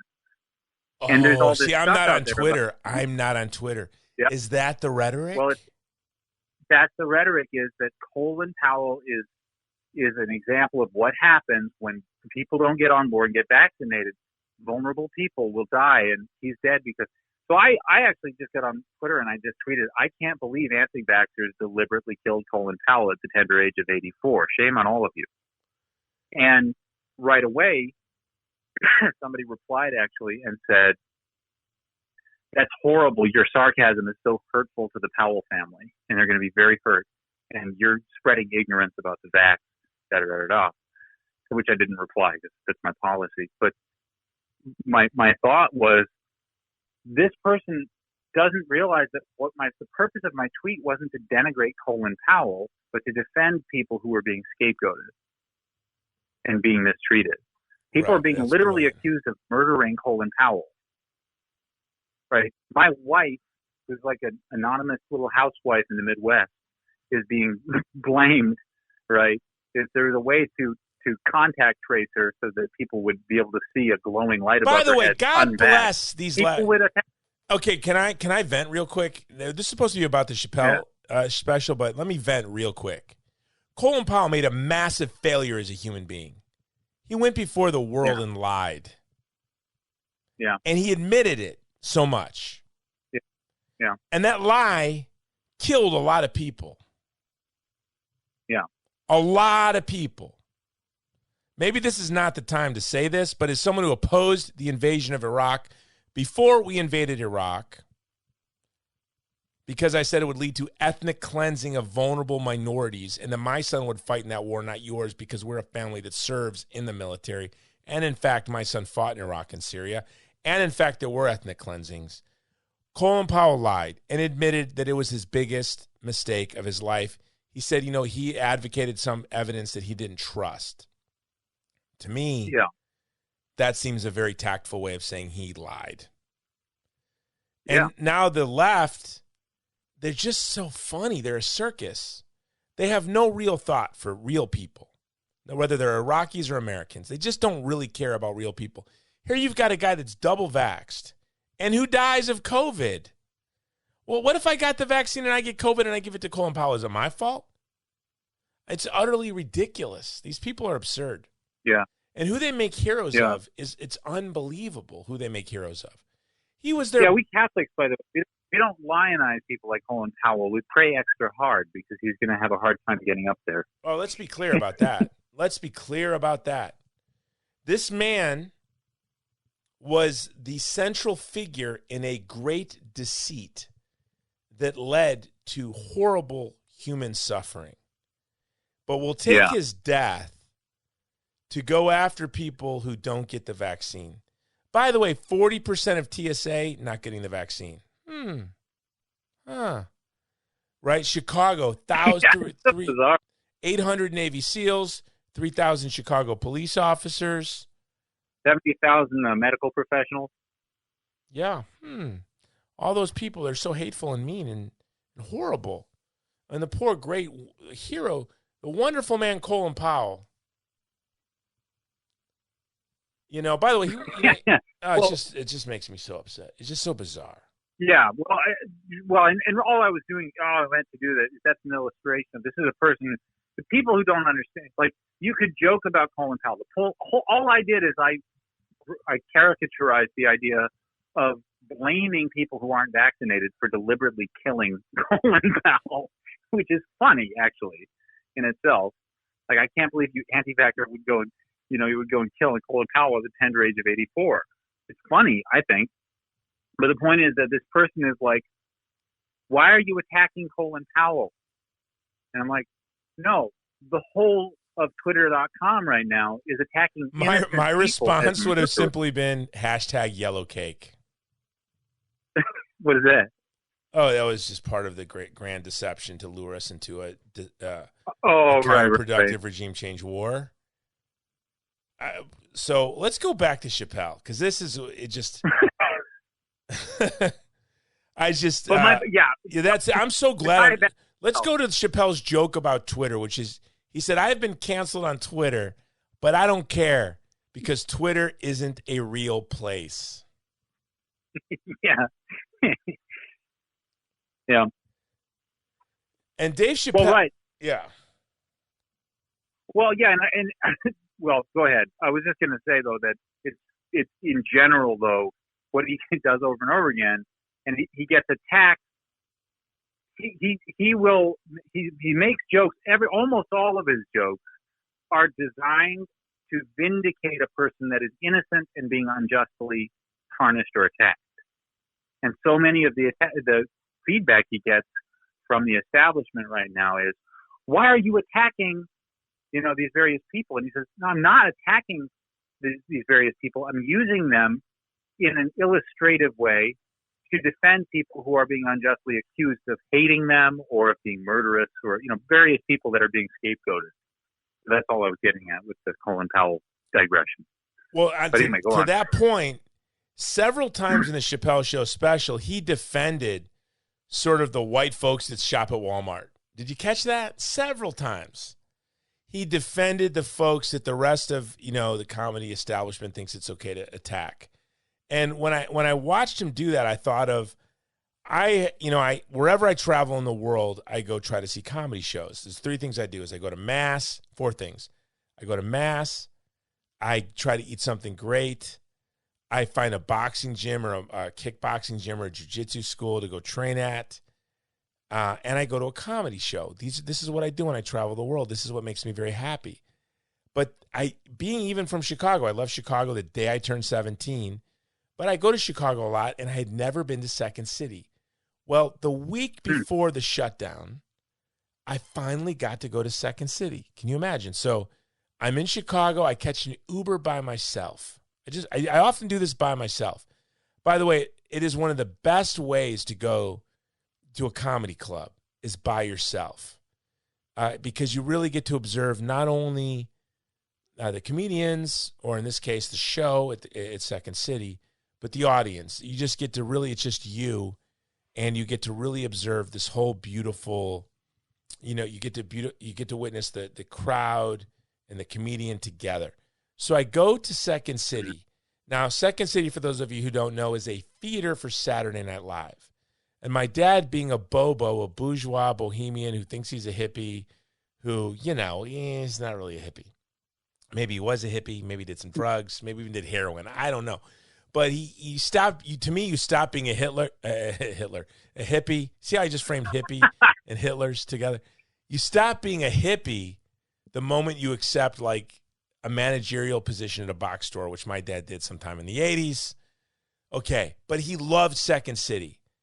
And I would always hear him talking about the different comics from Second City when I was growing up. Always wanted to go to Second City. So here I am in Chicago, days before the shutdown, and I go. So here I am in Chicago and at Second City, and every bit is ripping on Southerners. This goes to your point, by the way, about some comedians are just mean. Like, you guys are making fun of people you don't know and who aren't in the room. And that's just not funny. Yeah. That was the whole show. Yeah. By the way, I think Second City's closed for good. I might be mistaken on that, but I think they're closed for good after COVID. And so what? Who cares? You know, whatever. Because what I saw there was not funny. You know, to me, one of the funniest people ever was Archbishop Fulton Sheen. And what made him so funny was his humor was so self-deprecating. By the way, Dave Chappelle can be very self-deprecating. You know, Joe Rogan, who's very funny, is very self-deprecating. And no, that's a cardinal rule, I think. Yeah. Yeah, and if you're going to tell a joke, they should at least be in the room, right? Like I'm not going to create a whole stand-up routine based on bashing Lithuanians. Yeah, well, you remember a while ago they had that stand-up comic. I don't remember her name because she's kind of not made a name for herself since, but she did White House event after Trump's election. Trump refused to go. It's that presser thing, the press gathering or whatever they do every year. Yeah, Melissa Wolf. Melissa Wolf. Okay, brother. You just walked me into a story. You tell your story. I met Melissa Wolf. You tell me this, and I'm gonna tell you. Okay, you tell me your Melissa Wolf story. Well, I felt sad for her because she bombed, and she was in the most sympathetic audience you could possibly get. Right? She was talking to the media, who all hated the Trump administration. She ended up going the political route. The best joke she told the whole time was that she said, Mike Pence is the kind of person who drinks orange juice and then brushes his teeth and says, Okay, I'm stealing. That's pretty funny. That's pretty funny. The best joke of the whole set. That's pretty funny. But where she failed a lot of the time, though, is first of all, she made an absolutely disgusting abortion joke. I wouldn't even call it a joke. It was just gross. But throughout it, she was antagonistic. She was making fun of people she didn't like. And this very intelligent commentator afterwards, this guy, Rob Cruzy, the sci-fi author, who's very smart, he said the problem with her set was that it wasn't funny. And I responded to that and said, well, I'm going to do a whole analysis of why it wasn't funny and dissect the frog. And I did that. But one of the problems that I pointed out is that what you said about self-deprecation. I'm like, you know, a lot of the best humor out there is self-deprecating. And if it is topical or racial, it's by a person representing a racial or tribal group, and he peppers in plenty of self-deprecation of that group, right? Seinfeld, the whole thing is about persnickety, self-interested Jews in New York. It's and it's by them. And I think it's pretty funny. Portlandia was brilliant. It was by these weird, neurotic liberals in Oregon, right? And it was by people Jeff Foxworthy, you might be a redneck if. Right. And you know, even Richard Pryor, who did some pretty, he hit people pretty hard. I mean, he did really angry racial humor. But even in that, he would play up his blackness and his life experience, and he would if there were white people in the room, he would involve them, he'd point to them and make them part of the set. Things like that. One of the funniest people ever, of course, is Steve Harvey. I think he's absolutely awesome. But his stand-up often is about black Southerners. And he'll do stuff about white versus black. He'll do racial humor and stuff, tribal, us versus you stuff. But it's so endearing, and it involves everyone. It isn't, you know. And what I said that what Wolf was trying to do was she was trying to do to the Trump administration and everyone who voted for it what Mel Blanc did to Hitlerism. You remember the old Mel Blanc cartoons that made fun of the Fuhrer? I do. And he was like a screaming idiot child. You can't do that to your neighbors who are not universally hated. And she thinks that Trump and Trump voters are universally hated because she's just never interacts outside of people who think that apparently, but you can't know, you can't pull that off with a general audience because in fact, Trump wasn't Hitler. You know, at least in public perception, you have to admit he's not. No, he's not. No, and it would be unjust and cruel to say that he is. It would be bizarre. Yeah. So let me tell you, I met Melissa Wolf, and of all things, so last year, a good friend of mine said, Jason, listen, can you get to Ohio and hang out with me and Dave Chappelle? I said, and by the way, I asked for permission. Can I tell this on my podcast? She goes, yeah, tell the story. So this is how I met Melissa Wolf. She said, listen, you know, you're obsessed with the Uyghur. Dave's Muslim. I'm going to be hanging out with him and all his friends. They're Muslim. We're going to be at this ranch, this house in Ohio, and you can hang out with us and barbecue with us. You're going to have to go to this place and get a COVID test. And, you know, don't be a lunatic like you're a lunatic, Jason, but, you know, talk to him about I know why you want to come. You want to talk to him about the Uyghur. And so I'm going to get you to hang out with him and his boys, and you can talk about the Uyghur, but don't talk about any of your other crazy stuff, right? Don't be wearing a Trump sticker. Don't just come here and talk about the Uyghur. I'm like, okay. Mm-hmm. So I was in Chicago. So I drive to Ohio, and I literally go to his town. I have to go to this place. I get a COVID test. Then I get to go hang out at this house with him and his friends. And first of all, I want to say this about Dave Chappelle and his friends. What was it like? You know, I was an odd kid, which you probably find it hard to believe. I was the weirdo. And I didn't feel at home in I was an athlete. I was a football player, but I was off the wall. And so I wasn't, you know, I didn't fit. I was an athlete, so that gave me some grace. But I was a weirdo. And, you know, but you had the cool friends because I was a jock. So I had cool friends, and I got to go to the cool kid parties. Do you remember going to the cool kid parties and then you felt like a weirdo, though? You're like the weirdo at the cool kid party, right? Mm-hmm. So here I am going. Well, did you ever have that experience, or were you the cool kid? I never went to. Because you were homeschooled. You don't even know what the heck I'm talking about. I was homeschooled. You were reading Lord of the Rings. You're reading Lord of the Rings. Okay, so well, I was 12 years old, smoking a pipe, you know, in a fedora somewhere, learning to tie a tie. Reading Shakespeare like in a leather-bounded book. I understand drinking like scotch. I was looking up the word. I was looking up the word "woman" in the encyclopedia.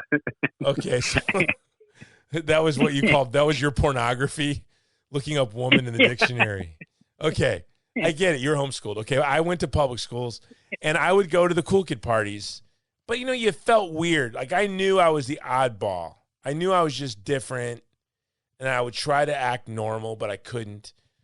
And they made you know you were weird, right? Like they made you feel like you were an outcast. So here I am going to this party or this get-together. So Dave Chappelle was inviting all of his friends and all these famous comedians. By the way, this is why I probably framed David Letterman. Jerry Seinfeld, they were all coming through here, and they would go do stand up in the evening in this cornfield, and it's going to be a Showtime special, I think, next month. You'll see it, and I might be in like the background of some of this because I was there for part of it, but I was there literally just to get a couple seconds to be like, can you do hashtag Uyghur, free the Uyghur tweets? You know, that's why I was there. To advocate for the Uyghur. This is the nature of my work, right? This is the nature of my work. So that I was there. And but do you know what? I show up and all these people are there. His agents, his man, Darnell is there from the Chappelle show, all of his friends. And two things. I mean, I don't even want to say, like Common, Tiffany Haddish, The Roots, they were all there. And me. And I'm just kind of like just hanging out. Do you know they never made me feel like special, like, hi, you're different, welcome. And they never made me feel out of place. I felt like my friend said, yo, my friends are having a barbecue. My cousins are all in town. You want to come hang out with us? That is exactly how I felt. And there were some legends there. that I won't even say their name, legends. And I never felt out of place. I never felt weird. I just felt like it was just cool. And these are the people they're trying to tell us are hateful. I got to see them when the world wasn't looking, right? Yeah. I got to see how they are with each other, with other people, how they were to me. And they were very thoughtful, very kind. And by the way, it's not normal to make someone who's so different not feel uncomfortable, right? So they all had to sort of be, they were all sort of tuned into the fact that this guy's a little different who's hanging out with us, but let's not make him feel different, right? That had to be a part of their natural. And by the way, not that it was an effort, it was just it was an instinct that they all had as comedians. Right, it was a natural race that they all had inhabited, habituated in the way they lived. They all, yes, that's it. They all habituated a grace to make the oddest ball person in the world to be at their house, hanging out with them, not feel out of place at all. And I'm really grateful for that. So, but now bring in Melissa Wolf. So that evening, we had to go, I had the privilege of going to this cornfield where Melissa Wolf was going to do her stand-up routine. And my heart really broke for her. She talked about abortion in her routine, and she said, and I think it'll be in this special. And forgive me, I should know. I think it's a Netflix, Showtime, HBO. I don't even know. I don't know why I think it's Showtime, but it's probably Netflix. But who knows? I could Google it right now. It's coming out in a month. So Melissa Wolf was there, and she said, hey, I'm pro-choice, but I'm more pro-choice than anyone here. I know that having a baby is all that we as women want. All we want is to be mothers. That is it. That is what is our desire. That is what everything in our being wants us to be. Mothers. Everything about us wants to be a mom.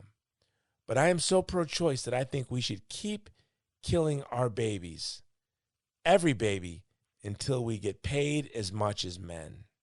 That's what I remember from her performance that night. And my friend who was like, don't bring up abortion while you're here. Don't go off into tangents, I'm inviting you here so you can advocate for the weak, I want to see you. She's my friend. She's like, I want to hang out with you, but also you can talk to them about the Uyghur, but leave the rest of the crazy stuff at the door, right? Leave the crazy stuff at the door. Yeah. But she looked at me like, we're at the show. It's chilly. We're in, I met with your friend, by the way, in that very town. I don't know if he told you. There was a friend of yours. Yeah. I met with your friend because he lives in the same town as Dave Chappelle. And then I met him in that town. Yeah. So I heard the Melissa Wolf skit and my heart broke for her. And, I even saw in her performance like a desperate attempt at empathy for women. So even in Melissa Wolf, like you nailed it. When she's trying to paint us all as Nazis or whatever, she doesn't think we exist. No one has ever met anyone like us. We don't exist. She's not hurting anyone's feelings. I think she authentically doesn't believe she's hurting anyone's feelings. And if she is hurting anyone's feelings, it's because they're evil. But her routine was so awkward and strange. And we all looked at each other like, whoa, that was intense. Yeah. Yeah. Yeah, that's sad. And that's funny that you say that because it's true that it was sad. Her performance at the White House or the whatever thing was sad. It wasn't like, I didn't like, actually, by the way, some right wingers got really pissed at her. I don't blame them, I guess, but pro-lifers especially were hurt. But they were really, there were people that were actually like trying to dox her and stuff after that. They're like, let's go get her. I was like, what the hell is wrong with you? That was sad. That was a sad display. Aren't you saddened for her in a way? But yeah. Yeah, well, I'm lucky that I'm in no way a saint. So it's really hard for me to look at someone like her and go, I will tell you, maybe it's just the grace of the Holy Spirit. I look at someone like her and my heart melts. My heart breaks, and she's so close. Like, let me tell you how healthy. The one thing I saw about Dave Chappelle and his friends the blessing of my work. I've said this story so many times in this podcast, people don't want to hear it anymore. But when I was in college, when I graduated, I had a professor who was a Marxist, Oliver Lee, great guy, take me out to eat, and he said, I really like you. You're a great student. You're one of my best students I've ever had in 40 years at the University of Hawaii. And your life is going to be you're going to be an abysmal failure. You're going to be a police. He said this. He said you're going to be a mall cop. If you don't just drop your like obsessive commitment to fighting abortion, And really, my pro-life passion, my commitment, my pro-life whole life commitment, has led me to some very strange places. By the way, I believed him. I thought, okay, yeah, you're right. I'll probably be a mall cop. That's not a bad job. That's what I thought. By the way, it's not a bad job. I'll do that. And then I'll do my work on the free time. On my free time, I'll have all this time to do my mission of promoting the dignity of the vulnerable. That's great. Okay. I'm fine with that. But then yet here I am hanging out with Dave Chappelle and his friends. And, and then I saw Melissa Wolf that night and I thought, Melissa, you are so close to the healthiest people I have ever seen. Hanging out with Dave Chappelle and his friends. These were very, very healthy people. Very healthy. Very ordered. Very thoughtful and respectful. Very compassionate, hospitable. The one thing that struck me about Dave Chappelle's wife is what a wonderful hostess she was. She was always just kind of taking care of everybody, checking on everyone. I've got Darnell asking me how I want my steak. Darnell. If you watch the Dave Chappelle show, I'm like, Darnell's like, hey, how do you want your steak? Very hospitable, very ordered, very healthy people. And Melissa Wolf was so close to these people. So close to them. And she's just missing the boat, I think. I mean, if I'm going to judge her, I didn't see her at the house, but if I'm going to judge her by her performance, I think she's just missing the boat. So we've been talking for almost an hour and a half. What part of the show most struck you? So we've gone from, we talked about the LGBT stuff. We talked about the baby stuff, which was just very powerful. What else are we forgetting? Well, he gave the central line of the show to his departed friend. And that central line was a very simple line, and it wasn't very profound, actually, I didn't think. But it was, I just want you to acknowledge that I'm having a human experience. And that was something that his friend, who was a transgendered man, a man who identified as a woman, said that to him. And it was something that really stuck with him, obviously, because the show essentially ends with shame on you. Look what you're doing to the people you pretend to care about. Yeah, because at the end of the day, it was the trans movement, which there is no such thing. By the way, the people who are quote unquote trans, I don't think are the trans movement. Let's be clear, right? Like I just don't. I don't believe that for 1 second. I don't believe the people who identify as trans are the trans movement. So what Dave Chappelle was talking about is he had a fan who was quote unquote trans, a man who was a woman. And by the way, Dave just riffs on this. That is unbelievable that he does this. It's just unbelievable. You've got to watch it. It's unbelievable that he does this. But he says that my trans friend would have laughed every single step of the way, and Dave pushes the envelope to the end. But he says, I mean, by the way, a lot of stuff just to add texture. There are a lot of things in there. Like he said, he's afraid of trans people, essentially. And he said at one point that in his most sincere, kind of like straight-faced moment, he said, seriously, I'm not kidding. These people want me dead. And that was like, that was the one thing he said there was no joke in that. I think he meant it. Oh, there are people who want him dead, 100%. Yeah, 100%. Yeah. but yeah, he did. He made jokes all throughout. Like he said, yeah, for a while after I had got in trouble for being anti-trans. And by the way, he calls himself transphobic several times, just with no qualification. Like, sure, yeah, I guess I'm transphobic. But yeah, he said I used to go to shows and I get up to do my set and I'd try to shield my eyes from the stage lights and I'd look around for Adam's apple. Oh no! And he talks about his dead trans friend, how he can't wait to meet his daughter one day, who he set up a trust fund for, and say your dad was one of my best friends, something like that. I mean, just really just pushes the envelope, and he says, you know what? But my friend would have loved these jokes. Yeah. And I believe that he knows that. I believe his friend would have loved those jokes. And so you think that was like to you, but you said you didn't think that I am having a human experience was profound. That was pretty cool that you said that. So you think that was sort of a pandering line? So Dave Chappelle says a vapid. Do you think so though? I may be wrong. I mean, one thing that I think you're wrong. Yeah, I was going to say what it is though is that I don't know if it's vapid.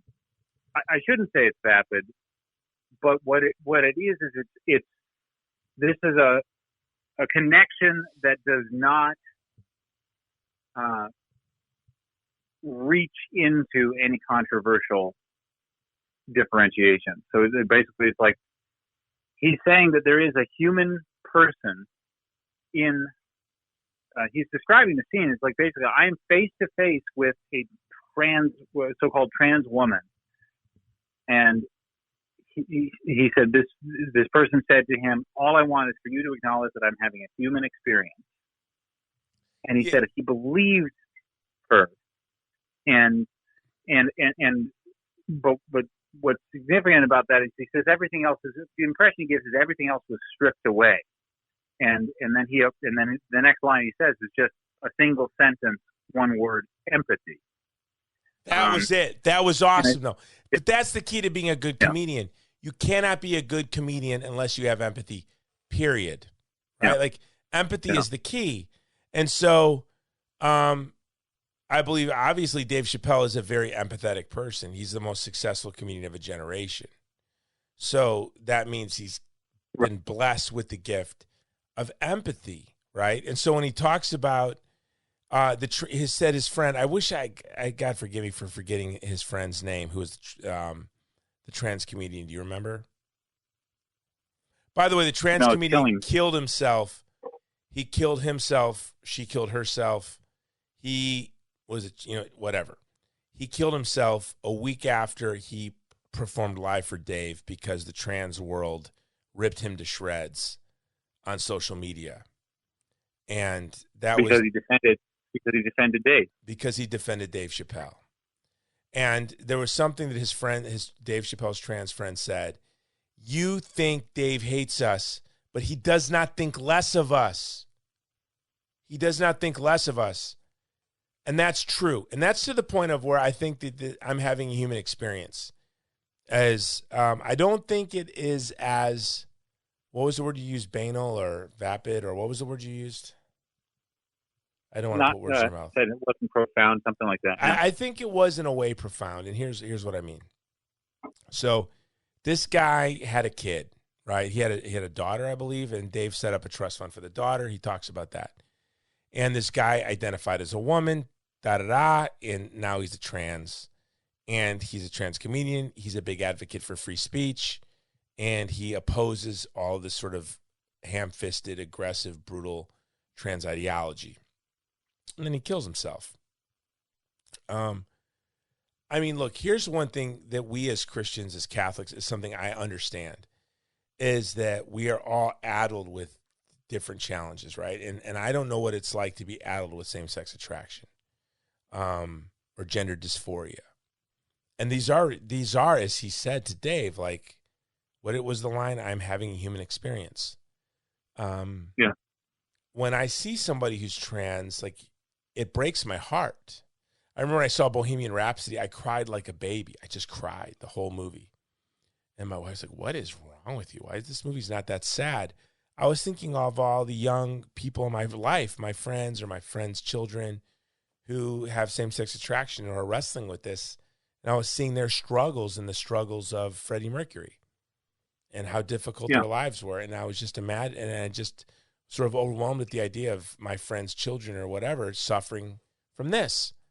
And so, yeah, of course, people with same-sex attraction or gender dysphoria are having a very real experience. I had just a couple of weeks ago in Colorado Springs, I had a trans Uber driver. Now, this Uber driver had a magnet on her car, his car. It was a man who became a woman.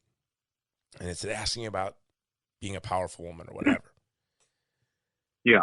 So we were talking about it, and she said, I asked her about God and if she loved God and she thinks about God and what does she think, when she thinks about God, and what does she think God, and I use she for her because, it's like what Jordan Peterson said.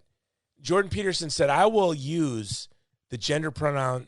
I don't want to hurt anyone's feelings, but when the government compels me to lie, I must tell the truth. Right? Like, so if the government compels me to tell fat people they're fit, I'm going to have to tell them they're fat. Right? If the government compels me to tell somebody with gender dysphoria that they're a different gender, I'm going to have to tell them the truth. And I will say, this might make some people listening mad, that if I'm talking to a trans person, I'm going to use the gender pronoun that doesn't hurt their feelings. It's just what I'm going to do. I don't know what you will do, Stephen, but that's what I will do. And so with this Uber driver, I used, I called her she. I had her, and, I said, do you think about God? And tell me what you think about God. And she told me that, but it's a boy, it's a man. He told me that he does think about God, he loves Jesus. But he's run into bigotry at church. And so he's struggling with finding a church. And she said, there's this woman in my church that was a real busybody and caused me a lot of problems. And she was a real bigot. And I said to her, can I tell you what I think? And I don't want, and maybe I'm a bigot, maybe I'm ignorant, but can I tell you what I honestly think?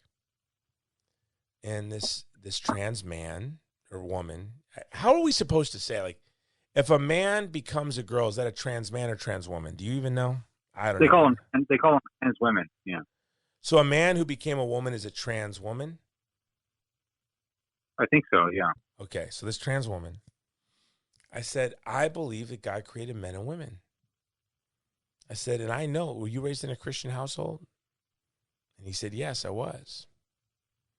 I said, are you attracted to men? And he said, yes, I am. I said, I think that as you try to wrap your mind around your same-sex attraction, what I really believe, not out of hatred or not out of bigotry, maybe out of ignorance, you tell me, maybe I'm open to that, I'm ignorant about a lot.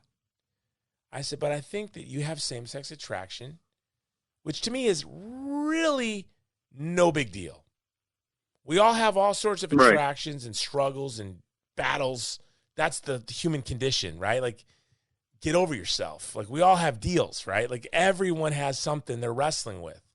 Avarice, greed, envy, same-sex attraction, whatever. I said, so I think you're wrestling with same-sex attraction, but in your heart that men should be attracted to women, women should be attracted to men.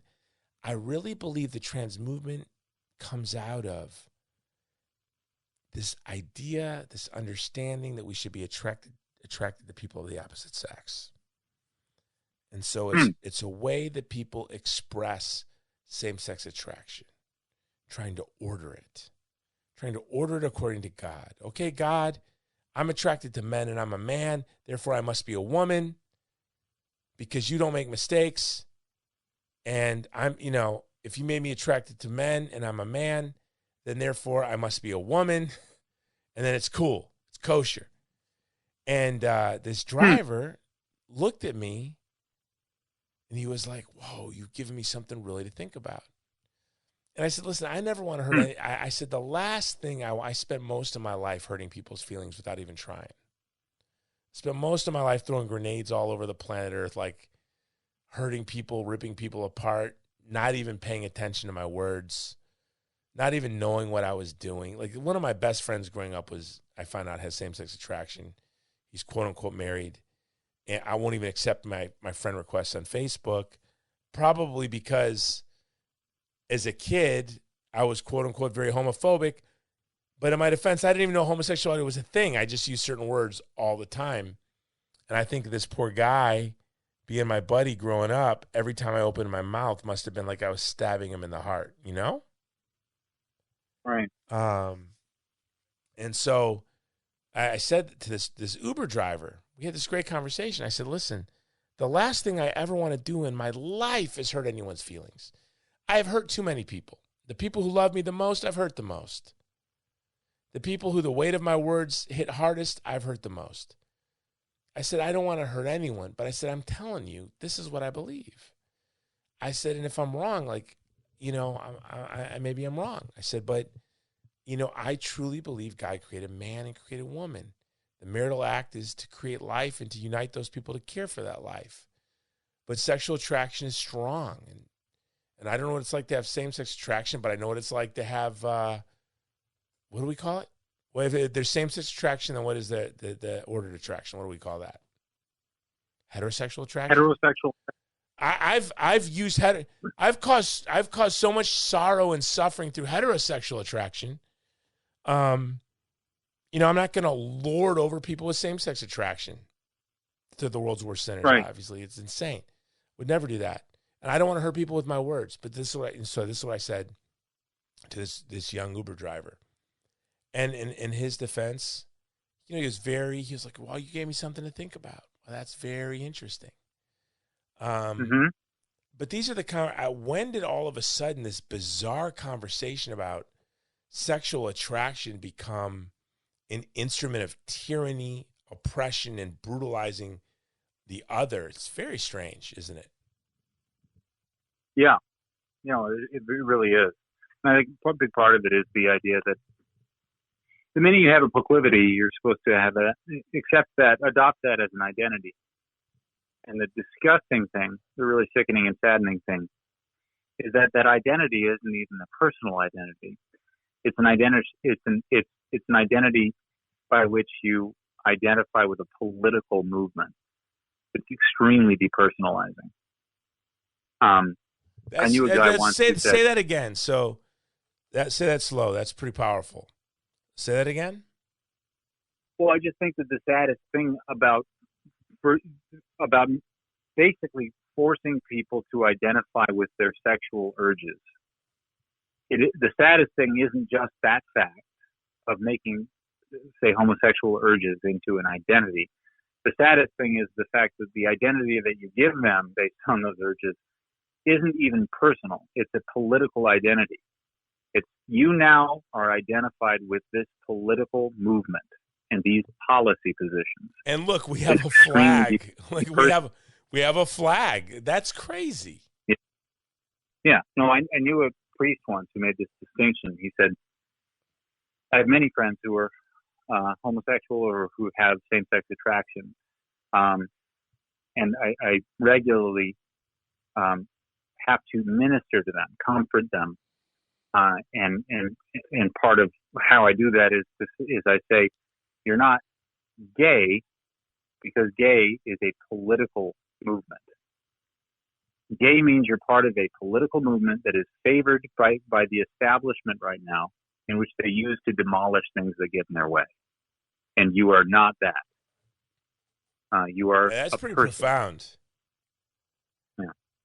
You know, I've been thinking. I think so. I took at indiethinkers.com. I took a class on Rene Girard, and you guys should check. I need to have the people on from Indie Thinkers on. I'm doing a class now on Hegel. Actually, I haven't signed up for it now, but I'm meaning to sign up for the class on Hegel. But I did the one on Girard. I did the one on Ivan Illich. And, you know, as you know, I wouldn't presume to call myself a Girardian, but I have been greatly influenced by the writings of Rene Girard, the man. And, you know, he talks about the other and violence a lot. And so I've been thinking a lot about the sexual desire is really the schoolhouse. It is the school that we all have of learning to respect the other, right? So it's sexual desire. All of us, I have to imagine, are addled in some way by sexual desire, and wrestling with that, we have to acknowledge the dignity of the other, right? If the other has no dignity, then sexual immorality would be no more of a vice than eating too much ice cream. But because a pint of Ben and Jerry's is an object, not a person, you know what I mean? Indulging in ice cream doesn't hurt an other the way that wrestling with sexual desire, our battle with sexual desire, it teaches us how to respect the other, to acknowledge the dignity of the other. That's beautiful. And so same-sex attraction, heterosexual attraction, for all of us, sexual attraction is really the struggle to acknowledge the dignity of the other, and oftentimes very challenging and intense circumstances, right? So this is really kind of a beautiful schoolhouse. Sexual desire is really like, for the human person, it's the school. It's where you go to school. Wrestling with sexual desire is where you go to school to acknowledge the dignity of the other. And so I tell my friends with same-sex attraction, I mean, it's the same lesson plan, right? Like it might be a little different, but it's the same lesson. The lesson you're grappling with is how your desire or giving into your desire wounds another, and in a very real way. And when you're young, especially in today's society, I think most of us, at least, well, you were homeschooled, so you have zero excuses, Stephen Herreid. None. But I, had the privilege of Planned Parenthood giving me my sex education classes. So I have plenty of excuses. And I read a lot of Ayn Rand, and I was a Randian objectivist till my mid to late 20s. I really did believe that if it's consensual and no harm, no foul. And but you find out, even if you go that path, even if you read Ayn Rand and you let Planned Parenthood give you your sex education classes, you are going to find out through trial and error and experience that it's not true, and that you hurt the other. No, it's not. And you hurt the other. And what's sad about this, like you said, the flags and the ideology, or this whole trans movement, is it is really making it almost impossible for people. It's replacing the school of discovering the other with victimism, feigning concern for the other to exploit them. And that's what your priest friend was saying. I hope this is coherent. We're on this big round the way path I just took. It is.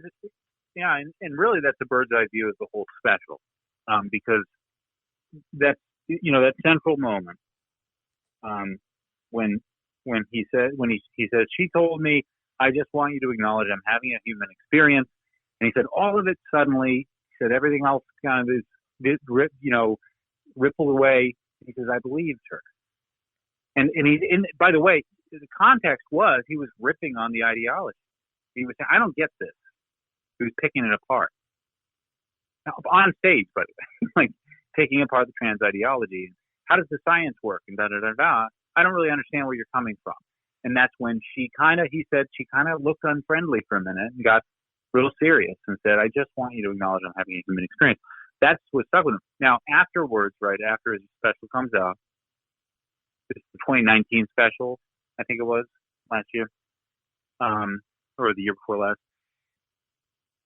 Everyone tries to cancel him for being insensitive to trans people, right?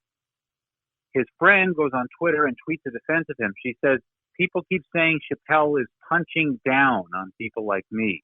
But to punch down, you have to think less of the person. And he doesn't. And that was her defense, and that's why people, the trans movement, the political movement, whatever that is, tore to shreds. And that's the overview is that what you're talking about, where he connected with another, and that's what he wants. And ultimately, that's what he says. I accomplished that with her. Are any of you trying to do that with me or with anyone? Or are you all completely enslaved to something less human than my friendship with her and less natural? And it's just basically the machinery of politics. That's what the whole special was. The whole special was not an ideological rant, which is what I saw one person refer to it as. It was an anti-ideological rant. And that person was knowingly a liar. Yeah. Right. Anyone who called this special an ideological rant is a liar. They knew that this was not an ideological rant. Right, because what they view him as, and God bless them, probably they view the whole world as, is just ideological tribes warring against each other. To borrow a phrase, I think, from you, from past conversations. Yeah, it's like a zero-sum battle where you know everyone but your tribe should lose. And they're looking at him and they're saying, he must be part of an ideological enemy tribe. And he's saying, no, I'm here saying human life, friendship, family, comedy are not ideological. Get your ideologies off my ovaries.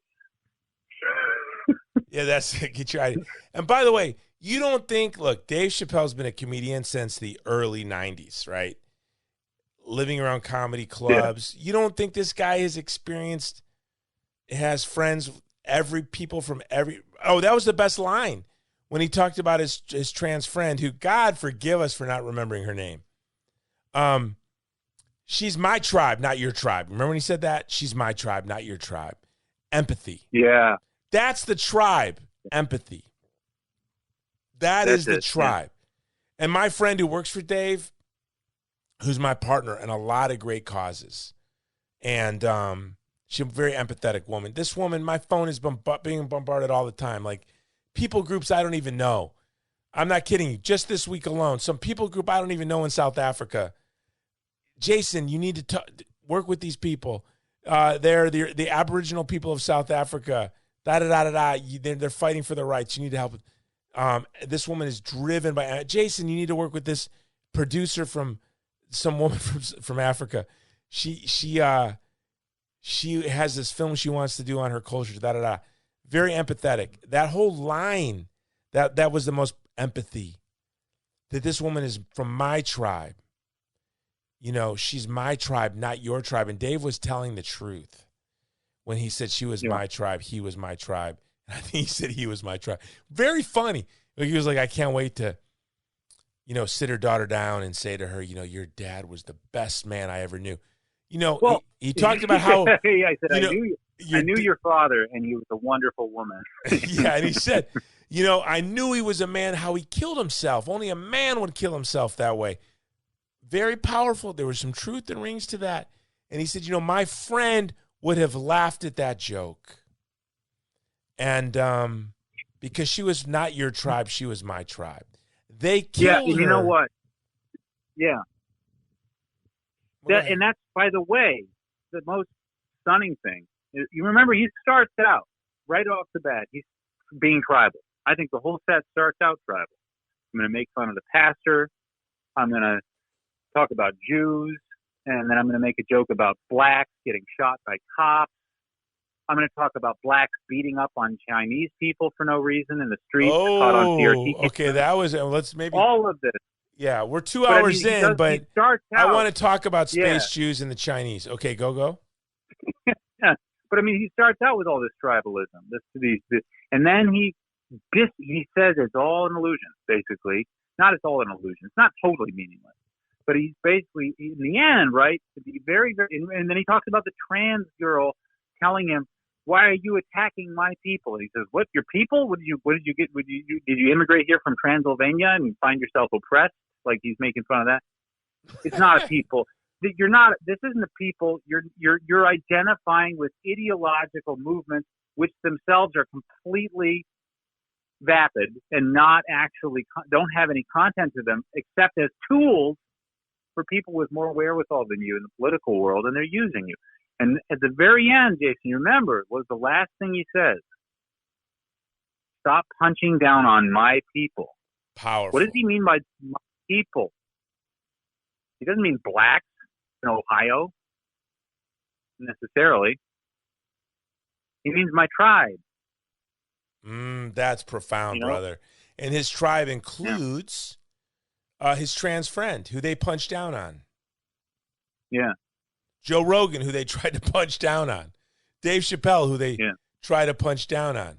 But I think what really this Dave Chappelle special, I think you and I both said it should be in 8th grade classes from now on until the end of history, is because it could be a real turn in the history of this country where Dave Chappelle stood up to the new king and mocked them.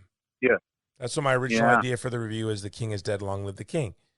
Dave Chappelle identified where power is, and he got in its face, and he mocked it in a very courageous way. So so you brought up Space Jews, and what else did you bring up? Clifford. Clifford was funny. Clifford was very funny. Space Jews was very funny, but I think you have to listen to the whole show in context. Very, very funny. His show about gay people. He said, gay people. He said, can gay people be racist? He said, yes. Look at Mike Pence. That's proof. Okay. So look, I'm a conservative. I know Mike Pence. I wouldn't say he's a friend of mine. He's been very good to me. When I brought a Yazidi woman from Iraq who had recently been liberated from genocide, Mike Pence took time.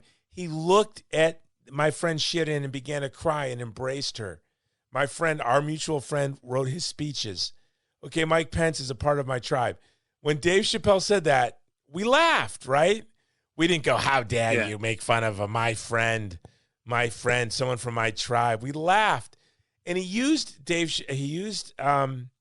Mike Pence as an empty shell, as a caricature of someone from our tribe, which was very accurate. He said, Mike Pence, he's like, I'm not saying he's gay. But he could be. And if he is gay, he's one of those sad gays, the kind that prays about it, like, dear Lord, I don't want to be gay anymore. That's very funny. Why? Because I pray to be kind, to be gentle, to be chaste, Like, yes, of course, this is very accurate, very empathetic, very wise of Dave Chappelle. We laughed at it. See, we can laugh at ourselves, right? Like when he makes fun of us, we chuckle. And when he made fun of the other side, they rushed to the mainstream media and did their darndest? Can I say that? They did their darndest to cancel him. Yeah, that's the beautiful thing, too, though, is that he acknowledges right away. I mean, basically, he's just cutting straight through so much garbage because there's so much talk there about, like, my generation, millennials. I complain about it all the time, but there were so many millennials who their favorite comedian was this irreverent, no-holds-barred Jon Stewart. Well, it turns out the guy was literally going to the White House for instructions on a regular basis. So many people in my generation also became ideologues. And their favorite president ever was a guy who, bombed the crap out of a ton of people and did a lot of unethical things. A lot of presidents do. But the problem is that they did it, they ignored horrific things while shouting about compassion and equality and care and empathy. And that's what makes it grotesque. And what I loved about Dave Chappelle is he cuts right through it. He says, right, with the baby thing, the baby murdered a black dude in a Walmart. And we live in a society where you can murder a black dude in a Walmart, but you better not hurt a gay man's feelings. And so in other words, he's saying you are, like in your phrasing, you are the king. I'm acknowledging that you are Goliath. And everyone knows it. So stop pretending to be David. Stop, like that meme you pointed out a few weeks ago. People they fancy themselves Luke Skywalkers and in fact the stormtroopers. You're less human. You're faceless. You're a part of a machine, and I'm calling that out. And you're a dangerous machine. You can hurt me. You can hurt people. He even mentioned. I loved it when he said, "Taking away a man's livelihood and career is akin to killing him." He actually said that. And these people, they do it with glee. Yeah. They do it with a big smile. But what's interesting is you got Dave Chappelle, Joe Rogan, Tucker Carlson. It's a strange group of people, right? It's a strange group of people that they're just one by one. We live in such an interesting age where we can see the beautiful people.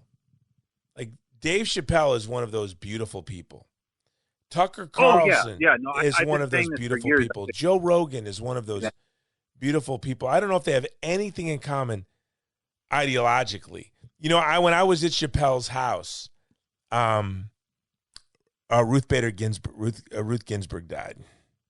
Did I tell you about this? Oh, I thought you were going to say she was there. No. Was Weinstein there? Was Megyn Kelly? Was this the Super Friends? No, I've never met Weinstein. I have met Megyn Kelly.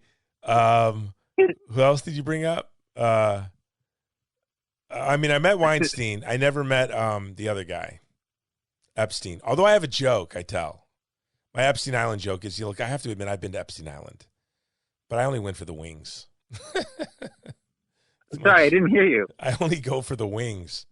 I mean, I've been to Epstein Island, but I go for the wings, the barbecue wings. That's my joke. That's my joke. I think it's pretty funny. Okay, so no, I mean, I've met Weinstein. I have met. Who else did you bring up? Megyn Kelly.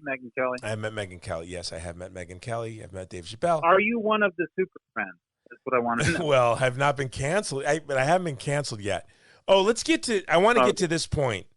Maybe we'll end on this. Why they will never cancel Dave Chappelle, and why they will never cancel Joe Rogan, but why they canceled Milo Yiannopoulos. Oh, that's a tough one. Yeah, I know why.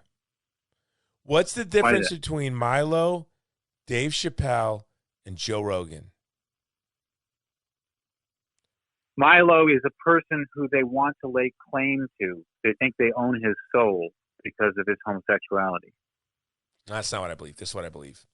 So did you see when I was on Milo's show and I was like, yo, Milo, I love you, but you got to stop the campiness. You're affected too much. It's too much already.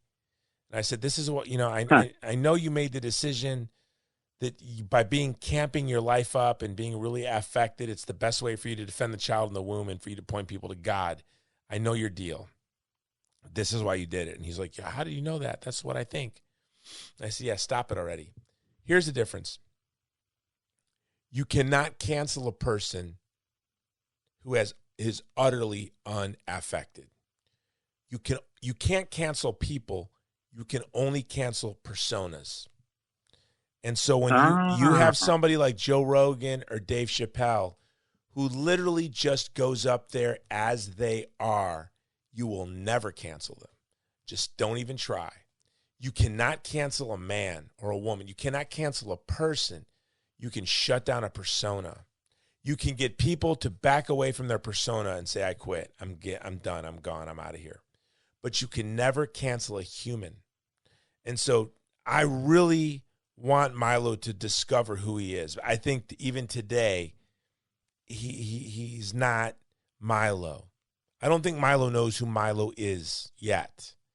But Milo was canceled for the most unjust of all reasons, awkwardly trying to communicate about their own experience of abuse. If there's a place you give people charity, it's when they're expressing how they feel about their abuse. Right? Like if you're hearing someone talk about being sexually abused and they're expressing it in an awkward way, one should go, of course they are. They have all the leeway in the world. But no, because Milo was pro-life and conservative, they nuked him, which was incredibly unjust. Yeah. But I think what Milo did, what Milo hasn't done yet, of course Milo is, obviously niche compared to Chappelle and Rogan, who are superstars. So it's an unfair comparison, right? But I do believe that if Milo or any of us are just authentically ourselves, and we're not putting on a persona, you'll never be canceled. And Joe Rogan will never be canceled. Never. And Dave Chappelle will never be canceled. So you just shouldn't even try. You should just quit. You should just walk away. Don't even pick the fight. That's my theory. What do you think? I think it's really useful because, you know, I was planning on going out there and becoming a superstar based on a persona, and now I don't think I will. That's a good decision. No, but I think a lot of people would. I mean, Rush Limbaugh, right? He said in his later career, "I am a persona. I invented me." Rush Limbaugh's a persona. I think Rush Limbaugh's a persona. I think Hannity's a persona. I don't think Tucker Carlson's a persona. Am I wrong on that? No, not quite. Yeah, because the thing is, he does have a persona, but he can't keep his face straight while doing it. So everyone knows who he is, which is good. I mean, that's part of it. It's part of it. So he's got this endearing, like, he never quite fully commits to the role. So I do think he does a persona. And insofar as he does a persona, you're right. He's more vulnerable to cancellation because he does this, like, slapping people around. Because he truly is a brain. He's really smart. And he can, you know, do the Ben Shapiro demolish people in debate thing. And when he does that, I'm like, that's a little off-putting. He doesn't have to do that. Yeah, Ben Shapiro is a persona. Candace Owens is a persona. Adam Carolla is not. Right? No. Adam Carolla is not. Right. You're not going to cancel Adam Carolla. Maybe Ben Shapiro is not a persona, but that's sad. I would prefer him to be a persona. Right, like he kind of has to. I mean, is that horrible? I don't mean to sound. I don't want you to laugh at that. Well, no. When Ben Shapiro gets done with his shows, Jason, he goes home and he acts like a normal person. Okay, it's not a persona. You've convinced me. It's probably not a persona. Well, like, look, Tulsi Gabbard, someone who's a friend of mine. I've known her since she was 12, and no affectation at all. You know, I've had people say she's such a political genius. Really? I see a woman who is relentlessly committed to justice, who loves her family and likes to surf and spend time with her husband, and tries to commit career suicide in the pursuit of justice and keeps failing. Like, there's no persona. It's Tulsi's Tulsi. My favorite thing she did in 2016 is 2020, in the lead up to 2020 when she ran, she just started putting out videos of her morning workout. I was like, oh, that's a way of putting out content. I have less and less time, so I really like working out. Look, this is what I do. I don't mean to talk down to her at all, but it reminded me of a child showing you their toys. It was just like, this is what I do. Isn't it cool? It was really endearing. But I think what that was, Tulsi has a very ordered life, and family and friends and the beach and the ocean and surfing that are very important to her. And I do think you hit the nail on the head as someone who is a professional content creator. It's like, I'm not doing this. Like, I'm not surfing. Like, I'm going to surf. So you better show up with the camera if you're looking for regular stream of content. Yeah, I think there's probably some truth to that. Like, well, if we have to create, but also at the same time, are you in the Knights of Columbus? Yeah. What degree? I don't want to give away any secrets that I'm not allowed to give out to you if you're beneath me. You know, you have an audience. Are they all fourth degree Knights? I'm a fourth degree. I'm only a third degree Knight. Well, no, but there's a word we use in the Knights, which I like, which is exemplification. Yeah. Like we're a Catholic. We're not, we're not the Freemasons. We don't do initiations. We do exemplifications. We have, what do we call those things? Where we learn, skits. The ritual sacrifices. The ritual sacrifices. All right, Jack Chick. Slow down, Jack Chick. Yeah, the exemplifications and through the different learning modules. How's that sound? And Yeah. I think what Tulsi's trying to do is she's just using her life as an exemplification, like, look, I wake up and I surf and I hang out with my family. I spend a lot of time with my family, and I'm and her father, by the way, and it's authentic. It's not who she is. Like her father. No, I mean, also she's also saying this has worked for me. I am happy. So try it. She is happy. Although, have you noticed lately, do you follow her on media at all? Have you noticed her the past couple of weeks or past couple of months? No. So there is a profound, she is a very uniquely dignified person. 2 days ago was the 30th anniversary of my Major K, who and his driver died. I served with them. And so this 2 days ago was the 30th anniversary of the day they died. And I know that because Major K, whose wife, shared something on social media. And I remember that day very clearly. And Major K, who, as you can guess from his name, was from Hawaii. And he had a very profound dignity. And there's a dignity in people that they can't have on their own. Have you met people, you look at them and they have such a weight and such a dignity that it is not their own. That you look at them and you go, this dignity which I see emanating from them comes from their family. Do you follow me on that? There's a weight. There's a weight and a dignity to certain people. Would you agree with me on that? Like, there are certain people, you meet them and you feel like you can see their family with them because of the way they carry themselves. Yeah, I think I know what you mean. Yeah.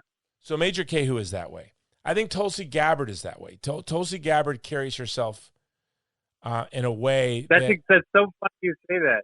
I had a buddy who was saying, you were talking about candidates, and he was like, why are they all attacked? It's amazing how the Democrats are all attacking Tulsi Gabbard. Why are they so mean to her, basically? And I said, well, I don't know for sure, but my impression of Tulsi Gabbard is that she's the kind of girl who has such a good relationship with her father that she's hard to get. And so the girls resent her and the boys don't bother with her. The bad boys. That's very And that's what she reminds. That's odd, but interesting. Let me tell you, her father is one of the greatest men I've ever known. And he has no guile. What I would say about her father, Mike Gabbard, who's a state senator, and they're in the 90s, was sort of a mentor to me, someone I look to as an example. He has zero guile. Now, I'm addled with guile, I guess. I have violent streams of guile flowing through my veins. But this is a man with literally no guile. He's very kind and very gentle. And then you meet his wife, Carol, who's very strong and very happy. Because, a man can ruin a family, right? Like a good man, a very strong, thoughtful, gentle, kind man, it's kind of hard to mess up that household, right? Like when you have a man who's thoughtful, kind, gentle, warm, loving, the house is probably going to be pretty beautiful, right? And when you meet his wife, Carol, she's very strong, very joyful, and they both have a twinkle. When they smile, their eyes twinkle. It's just very straight, very unique people. And and so you could only get someone like Tulsi Gabbard from that family. And I would even go farther and say that you can only get someone like Tulsi from that family, but from like Hawaii. You can only get Tulsi from Hawaii, period. And that sounds pretty bigoted, pretty anti-mainland. Well, quote me. Although I love Texas. Look, we left Hawaii for Texas, and I say we came for the freedom. We're staying for the fun. These people are wild. No one told me how much fun Texans are, how much they party, how much joy, and how many festivals, and how much barbecue, and how many lakes and rivers. And but I want to get to my point on Tulsi. By the way, this show is just bizarre. We're 2.5 hours into it. I don't know what we've been talking about. Although I do feel much better from my Afghanistan Project Depression. So you need to invoice me for that, Dr. Will do. Herreid. No, but I was going to say this about Tulsi. She's always carried herself with a very unique dignity. And I remember her as a child. Like, I met her probably when she was 12. So I remember her as young. And I didn't see much of a difference, from the first Tulsi Gabbard I met at 12 to 18. She was just a young girl from Hawaii. And then there was the Tulsi Gabbard I met after her experience in Iraq. And it was a completely different human being. Completely different. And there's a book called Anti-Fragile by Nicholas Talib Nassim. And I have my finger on it right now. It's in my library. Are you serious? Well, it's an amazing book. And he talks about post-traumatic stress growth and how people grow often from traumatic experiences. And there was just such a new depth and seriousness in her. And so since that experience, since I saw this young woman come back from Iraq until today, she always had a sort of depth and seriousness to her. But in the past couple of months, I have seen her on television. And I messaged her, I texted her. I said, you've always carried yourself with a very unique, profound Samoan, because she's Samoan dignity. It's very unique dignity. I said, but I see, I've seen a great change in you, and there's more of a weightiness to how you carry yourself than from even before. And she said, Jason, she texted me, we're in the fight of our lives. We're in the fight to save this great nation. We're in the fight to save our republic. And I think that's what you see. And yet, she'll have videos of her surfing because she's not going to let them rob her of her time with her family, with her friends. She's not going to let them rob every moment of her life. And so I think that is an exemplification. That was probably 30 minutes to get all the way around to that, which is, this is a woman who, by the way, is on a combat deployment. She's on a deployment right now, I believe, because I follow her on Locals. Just saw the message go up today. She's on a deployment in the military. She just got back from deployment. So she knows, if you've seen her on Fox lately, she knows what's at stake. But at the same time, what she demonstrates, what she exemplifies, if you follow her on Locals and follow her on her social media, is that do not let them rob you of everything. Rob you of your relationship with your parents, with your spouse, with your family, with your friends, of your avocations. Do not let them take that from you. Yeah, that's beautiful. You mean that? Which is why we still have Dave Chappelle, and we still turn to Dave Chappelle, right? I mean, there are times in history where everything shuts down. There are people who want to shut everything down, but I'm really grateful to Dave Chappelle that he's just saying, I'm still Dave Chappelle. I'm still doing this thing. I make people laugh. That's what I do. Yeah, and you know what else he does? He barbecues with his friends. This is what I witnessed with my own eyes. Yeah. He barbecues with his friends. They were kayaking, He was producing these great specials, one after the other, and also making places for his friends to perform and show their work. And but in the midst of all of this, he was living his life like a very real human being. Mm-hmm. And that was what was most striking to me about my time. This little opportunity I had to hang out with him and his friends was just how utterly normal it was, but it's not normal anymore for most of us. Yeah. What Dave and his friends do is what most people used to do all the time with their family and friends. Yeah, no, and everything. That's the thing I loved about the whole special, and what he stands for now is that he it's a little bit of a shift, but it's a similar thought. We're not going to stop. You can't just force civilizations to stop on a dime and change inorganically overnight and universally. First of all, it drives people mad, which is why we've seen massive spikes in violent crime. Last year, I don't know if I told you this, but I was doing really bad last year.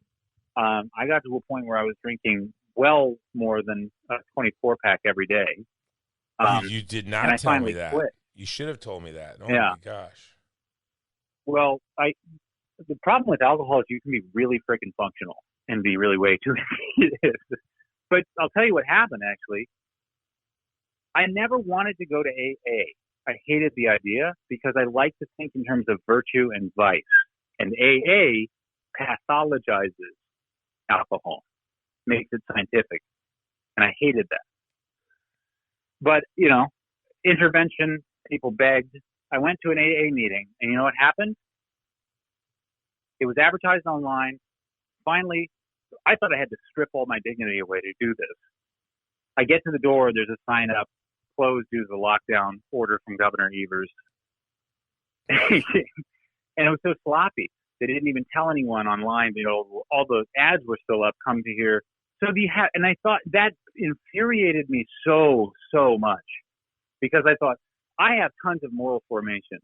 I have a good family background. I have the Catholic faith. I have my beautiful wife who's very, very wise. I have all of this infrastructure holding me up. I work from home. The shutdowns aren't even affecting my work. I'm going here and this is happening to me. I'm standing in front of this. It's a big sign that basically says, F you, we're obeying orders from the governor, so you don't matter. And then I thought to the bars that I've been going to, where every other guy, Jason, I swear to you, every other guy I met had a story of, my wife just left me. I haven't been able to work because of the shutdown. I've been 10 years sober and now I'm back on narcotics. Every other guy at the bar would tell me these stories. I remember you telling me that. No, I remember you sharing with me all these sort of sorrowful stories of guys at the bar who had fallen off the wagon or had gotten back on drugs. But you did not tell me, and thank you for sharing that on the air, because I think a lot of people have been going through things like this and they feel alone and they're embarrassed. And so here you are just telling all of us, you're drinking a 24-pack a day. Yo, that's a problem. And you went to AA and they're like, sorry, we're closed, but the bar's open. Yeah. And if you're game, the strip club is open too, by the way. The church is closed. The church is closed, but hey, there are 18-year-old girls dancing on tables for dollars 4 miles away where they're serving booze. So put that in your Waze app. Yeah. Yeah, no, it's horrific. I mean, and that's the thing. I mean, that's why it was painful to hear Christian leaders out there talking about, well, it's really important. We're all in this together and obey all of the orders. Let civilization be rewritten, essentially.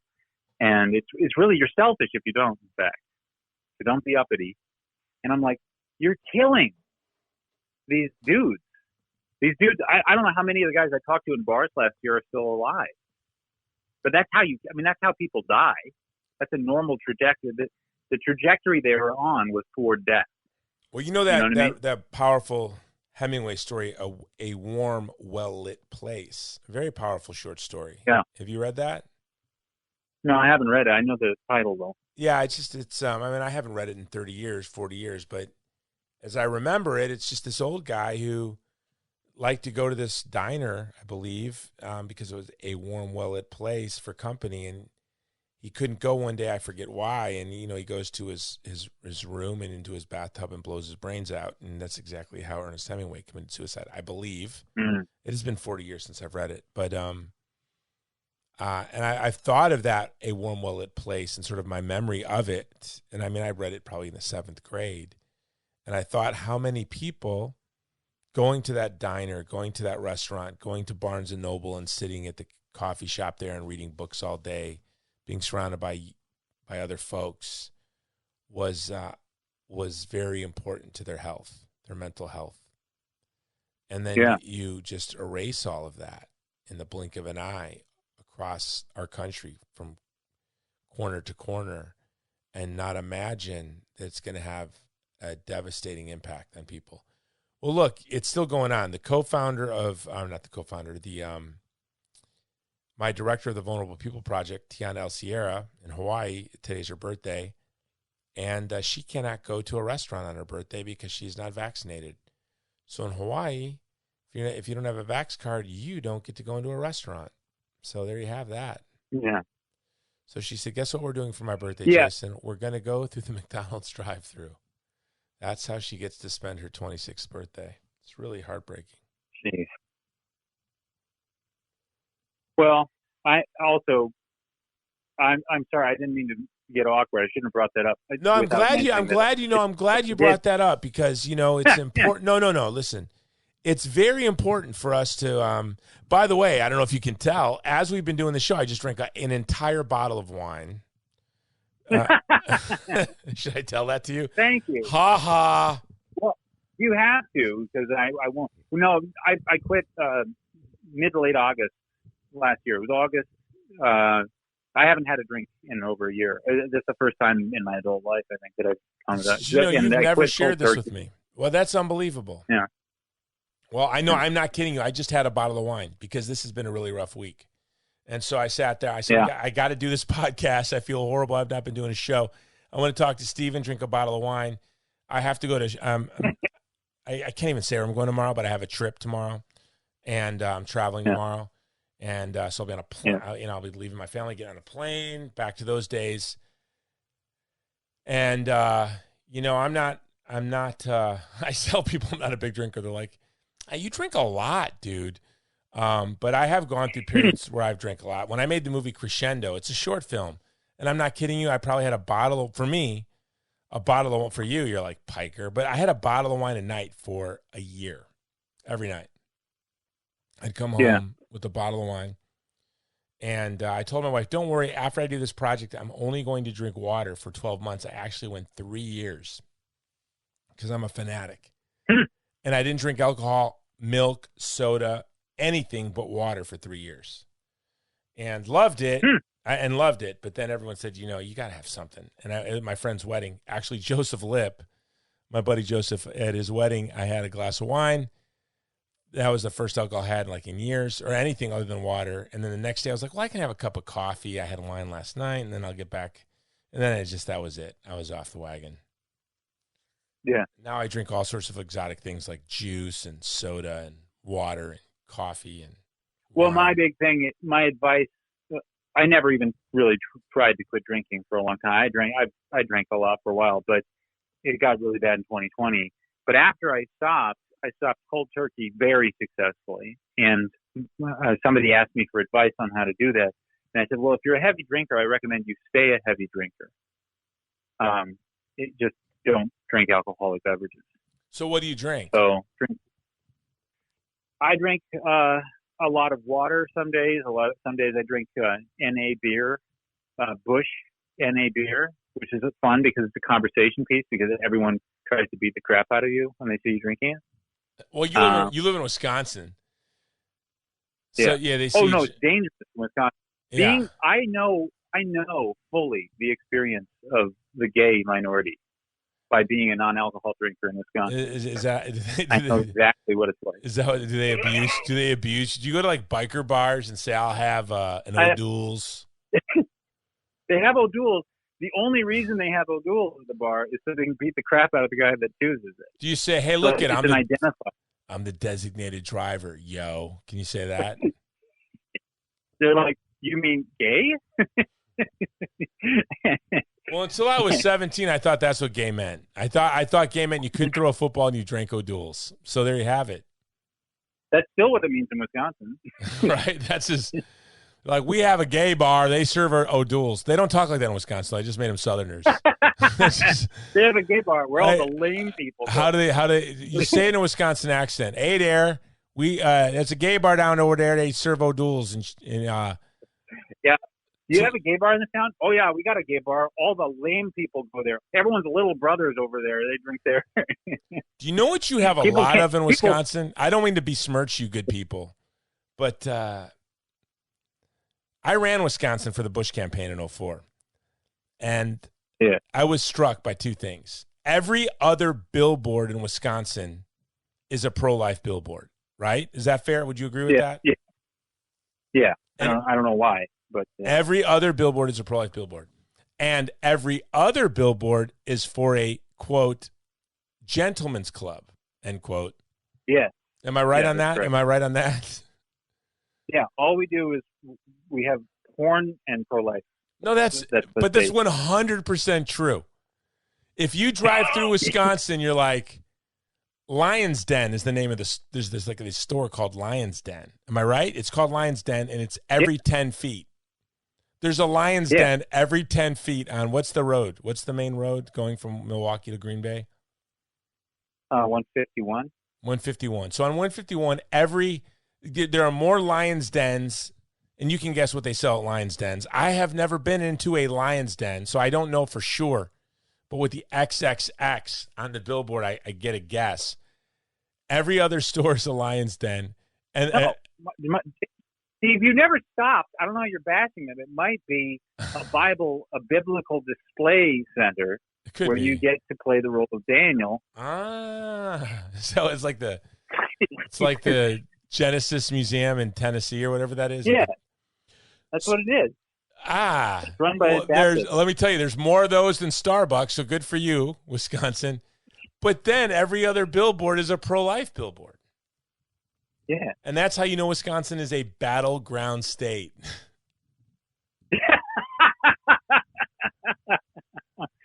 It's perfect. No, but I did hear, I'm going to be in Wisconsin this week, so I'll be able to look up and see. But I did hear that one of the major billboard companies no longer allow those gentlemen's clubs to advertise. So you're not sort of inundated with, like, when you go to certain towns, like when you go to Chicago, what's the first billboard you see when you leave the airport? I don't remember. Everyone in the audience is like, they know. Spearmint Rhino. How do you not remember the name Spearmint Rhino? Do you remember that? No, it doesn't ring a bell. Yeah, well, there's Spearmint Rhino. And then there's the Urlacher. Then there's like 20 billboards of Urlacher on hair replacement. Yeah. See, I travel too much. I can tell you all the billboards outside of every airport in America. So I don't look at things when I'm moving. I don't look. I look at. I'm reading a book or something. No, you're driving, but you're homeschooled, so you're like listening to Lord of the Rings again. It's like everything with you is Lord of the Rings. It's like Lord of the Rings on Audible. Yeah. Something like that. But yeah, no, I don't. I do know the contrast. The battleground. I'm going to remember that battleground state.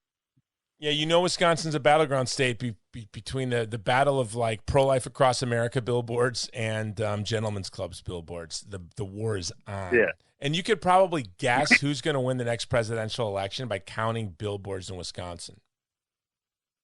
Yeah, I'm gonna call up 138 or 538. Get them to do an audit of how many Lions Dens versus clinics versus pro-life across America bumper signs, and then you will know who's going to win the next presidential election. I think it would be 100. So this whole show, by the way, was supposed to be about Dave Chappelle. We started out with Afghanistan, which was quite depressing. Now I don't even know what the heck we're talking about.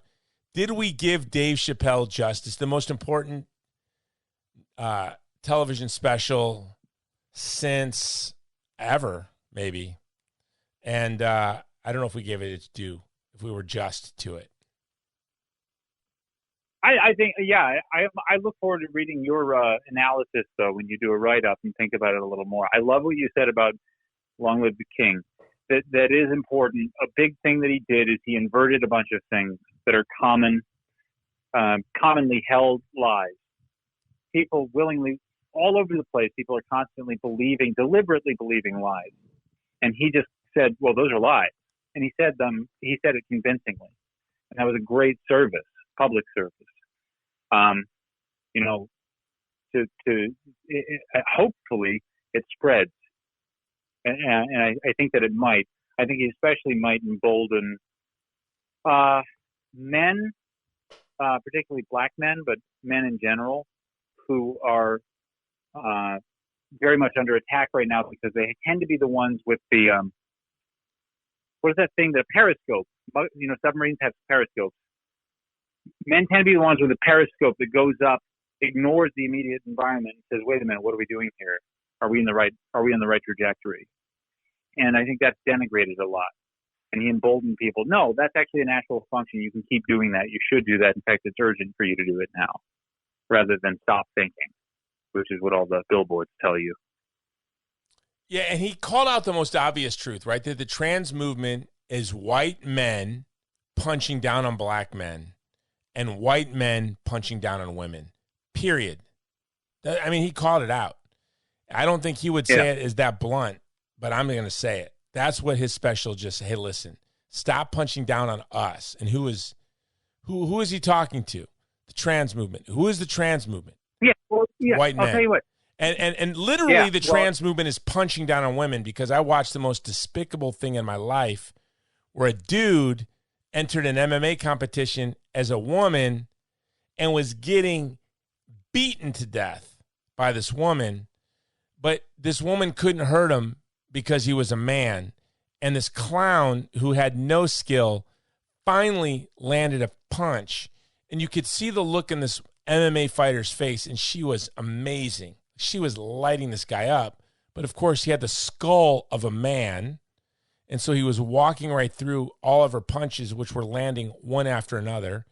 And then when this man with his man skull and his man fists finally was able to land a punch on this woman, did you see this fight, Steven? No, I didn't see it. Oh, heartbreaking. You see this look of surprise in her face.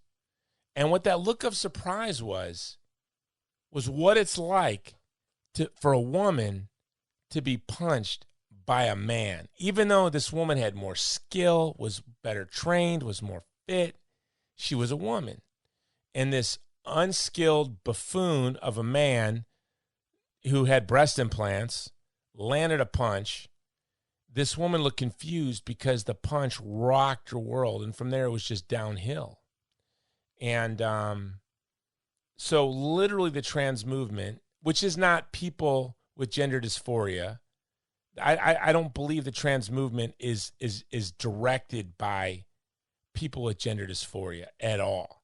No, it's directed by people like Hillary Clinton, people who are career politicians, yes, and have discovered a new movement that they can use to accomplish much broader goals. And you want to know how I know that? I suspect people who are trans, for the most part, people with gender dysphoria, are very empathetic people who suffered a lot, feel for others, and don't want to hurt others. That's just, from my experience, people who have been hurt a lot, there's a saying, hurt people, and that's true. But they don't go around intentionally trying to hurt people, hurting people with glee. Right. They kind of are clumsy, and they're tripping around in their own sorrow and suffering, and they're hurting other people.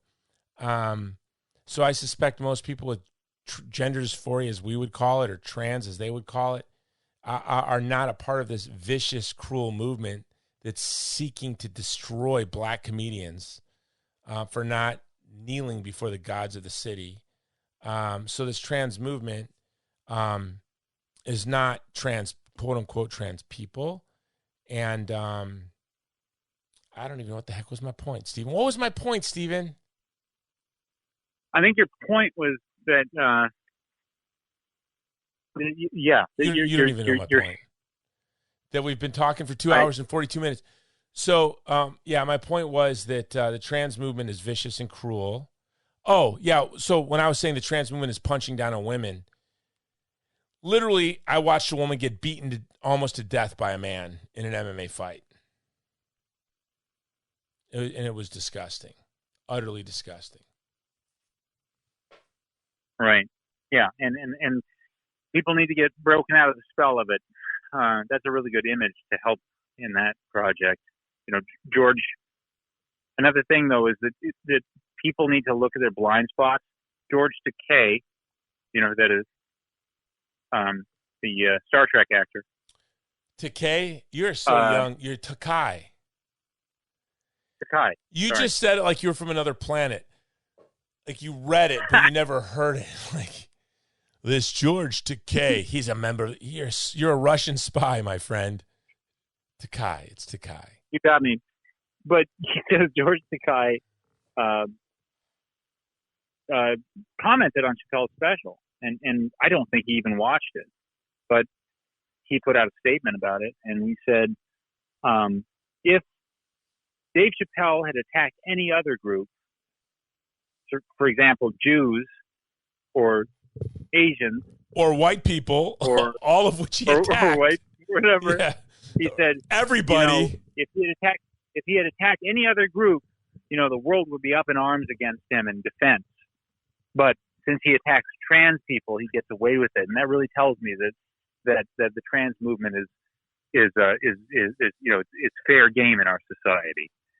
And I was amazed because Dave Chappelle famously makes fun of each of the groups he mentioned. Yeah, he made fun of Asians in a really awkward way that made me uncomfortable. I'm like, oh, that's making me uncomfortable, Dave Chappelle. But okay. Yeah. Whatever. But the point, really harshly. Yeah, and that's the thing. And he makes fun of blacks. But the point is that he was significant. I thought was super significant about Takai's comment was that he actually did not notice that Dave Chappelle made fun of anyone but the trans movement. He didn't notice. And I said, my thought on that was, well, actually, the fact that influential and powerful and connected people like you, George Takai, don't even notice him making fun of other groups. But when it comes to the trans movement, you are going to try to hurt him for that. Tells me that actually that's the least vulnerable group to attack. But again, importantly, I agree with you on the distinction. It's not trans people. It's this ideological movement that I'm talking about. But you know what I mean? It was just amazingly nonsensical. I can't believe that George Takai said that. That's embarrassing. Because let's say this. Dave Chappelle started out by mocking Christians, conservatives, white people, broadly speaking, saying, my problem isn't with trans people. If you've been listening to my humor over the years, it's with white people. What else? He denied the right of the nation state of Israel to exist. He made a really crazy joke about beating up Chinese people. But you know what? But how every word was masterfully written and thought out. By the way, all of the groups involved could laugh, right? Yeah. Everyone could laugh. Well, he wove them together. Yeah. But he wove them together. He made jokes at the expense of Jews and then repeated the exact same joke later about a black man who owned slaves in the 1800s. Okay, tell us about that. That was pretty powerful. And then maybe we'll end on that because that was pretty brave. That was, by the way, he became a teacher. That was a Paul Mooney moment. Like sometimes when you listen to Paul Mooney, you're like, is this guy a comedian or a teacher? And that was almost like, okay, we're going to class now for a minute, children. Oh, it was amazing. Yeah. Yeah. Okay, talk about the black slave owner skit because I had forgotten about that, and that was really important. Yeah.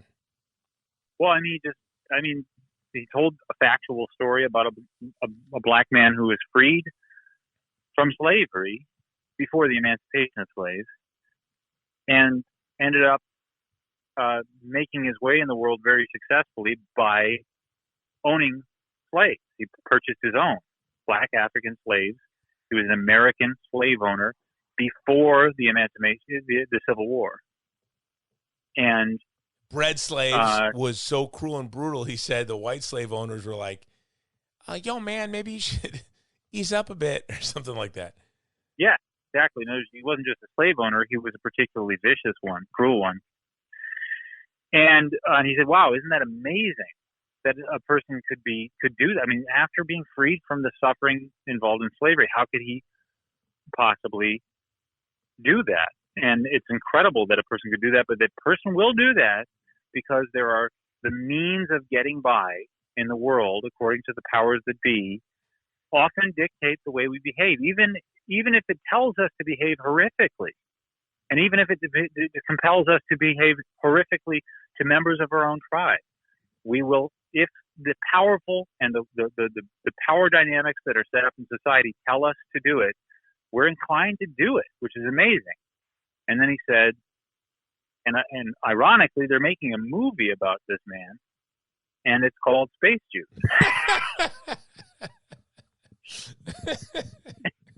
Okay, go. So let's set up the Space Juice joke. So he says, he's like, so very early in the show, you should be reminded, or maybe you don't know, his manager and agent is Palestinian, and Dave is Muslim. So he tells this joke about how he's like, man, could you imagine if there's this like, what if the Earth, what if there were aliens and, they got bored of this planet. They flew off to another planet. And things are going great for thousands of years, but maybe, they wanted to come back to Earth for one reason or another. And they come back to Earth and they say, yo, this is ours. It's like, yeah, I'm going to make a movie about this and I'm going to call it Space Jews. The fact that Dave Chappelle can say that joke today and get away with it and not make the trans joke is crazy. And here's something I said to a friend of mine in Hollywood. And I have, my rule is whatever I think I say. And by the way, that's how I am in life. Like I'll say anything to anyone that I think is funny. So I was in Hollywood at my friend's office who's Jewish. And one day I said to him, I said, bro, I envy you. I said, if only I could be like you in this industry, I'd go so much further. And he's like, well, by like me, Jason, you mean Jewish? I said, yeah. I'd go so much further in the film business if I were Jewish. And he says, do you think the Jews run Hollywood? I said, you don't? Yeah, I think that you. He goes, come on, Jason. You know the Jews don't run Hollywood. You know who runs Hollywood. I'm like, no, who? Gay Jews. And he was serious. He was dead serious. He was like, gay Jews. I have had Jewish friends in Hollywood say Harvey Weinstein's problem is he wasn't gay. That if he would have done that to young men, he would have been cool. It'd have been no problem. The problem is he wasn't gay. This is what my friend, but the fact that Chappelle could say these jokes that one could argue one could not have made 5 or 10 years ago on stage at a Netflix special and think that you're going to be invited back. And no one blinks. That's a good point. And no one blinks. Yeah. But yet he is being is being canceled because of trans jokes. Again, this is the difference between victimism and authentic solidarity. Victimism is when you feign concern for quote unquote vulnerable communities for wealth, power, and prestige. Solidarity is when you stand with the truly vulnerable at great risk for yourself. And Dave Chappelle in this show demonstrated his ability to stand with the truly vulnerable at great risk to himself. Even if you don't agree with everything he said, even if some of his jokes, like I will say, like his opening on, the child abuse deal and then the what was happening in his body beating up Asians, I'm kind of like, whoa. But that was all done in such a masterful way that the world didn't flinch at any of that. But hell, he went after me too. Yeah, he went after Me Too. He said that he should run the Me Too movement as a man, and then they would get somewhere. Yeah. He said what feminists need is a man to be in charge of the movement. He said, and all I ask. Oh, don't even say it. Yeah. Yeah. Oh, that was crazy. Yeah, I forgot about that. His Me Too joke was off the chain. No one's talking about that. That is unbelievable. Even that's passe. I mean, unbelievable. So note to self, if I ever say anything that is really off the wall, that can be like misconstrued as racist or sexist or anti-Semitic, just say something anti-trans and they'll forget everything else I said. They'll forget all the other stuff. They'll forget that I bought my wife, what is the hat that she bought? The alt-right white supremacist? A visor, a tennis visor. They'll forget all that. Just say something anti-trans, quote unquote anti-trans.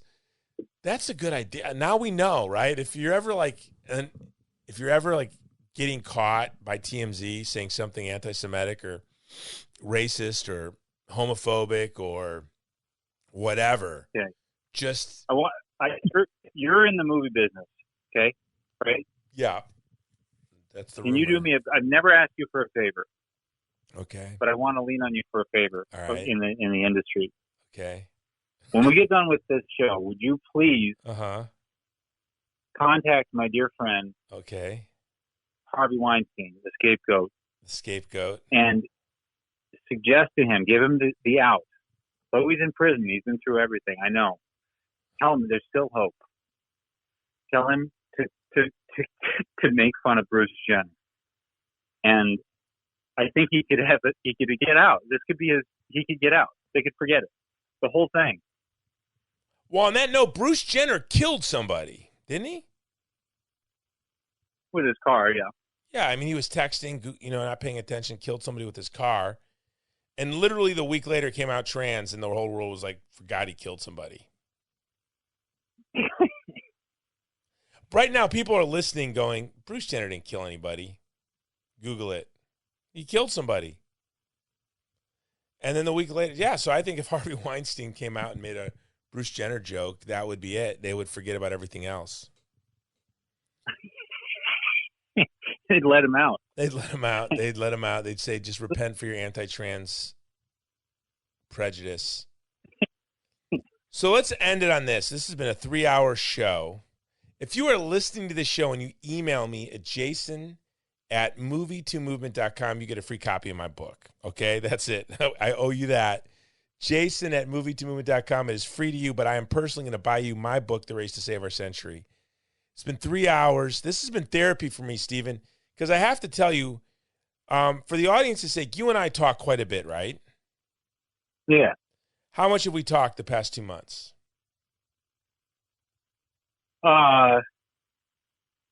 What would you say? You mean like weekly or what?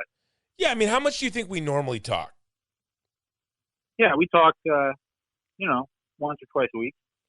How much have we talked since August 15th? Oh, snitches and snatches. Not a lot. We're not talking at all. Yeah. And it's just how it's been. It's been just sort of, this Afghanistan project has been overwhelming. So it was fun to when you do call, you're not, sometimes you do call and I don't think I am who you think I am. I think you're delirious and I just kind of humor you and then let you go. What? Are you, well, give me an example. Well, no, I'm just saying, I think you've been missing a lot of sleep. No, that's true. No, me and my entire team, which I am just blessed with an incredible team. And we're just working ridiculous hours, and it's overwhelming. Today I get a text, brother, I think I told you earlier in the show, brother, thank you for saving our life, da-da-da-da. Then literally 3 seconds later, I get an email with unspeakable horror embedded in the email, and just back to back. And just like, oh my gosh. So yeah, so it's been quite intense. So I wanted to do a show. We're going to do an entire show on an update on Afghanistan in the next couple of days. But I needed to just talk about the Chappelle show. I want everyone to watch the Chappelle show special, Closer. Yeah. And he said it's his last special for a while because that was his way of saying, you can't cancel me. I'm done, suckers. But, of course, he'll be back. He said, this is my last Netflix special for a while. And Dave Chappelle is not going anywhere. And, they're trying to cancel him. I see a lot of white dudes who are saying they're women, saying Dave Chappelle's not black, which is quite interesting. I don't think that's going to work. I don't think I don't think that they're going to be able to cancel Dave Chappelle. They may cancel everyone around him. They may cancel the president of Netflix. We'll see how that goes for that part. The CEO of Netflix is in a battle, isn't he? Yeah. But everyone should be more like Chappelle. I really like what you said. I'm going to take that thing and run with it about authenticity. Yeah. You know what it is? Dave Chappelle cares more about you than what you think of him.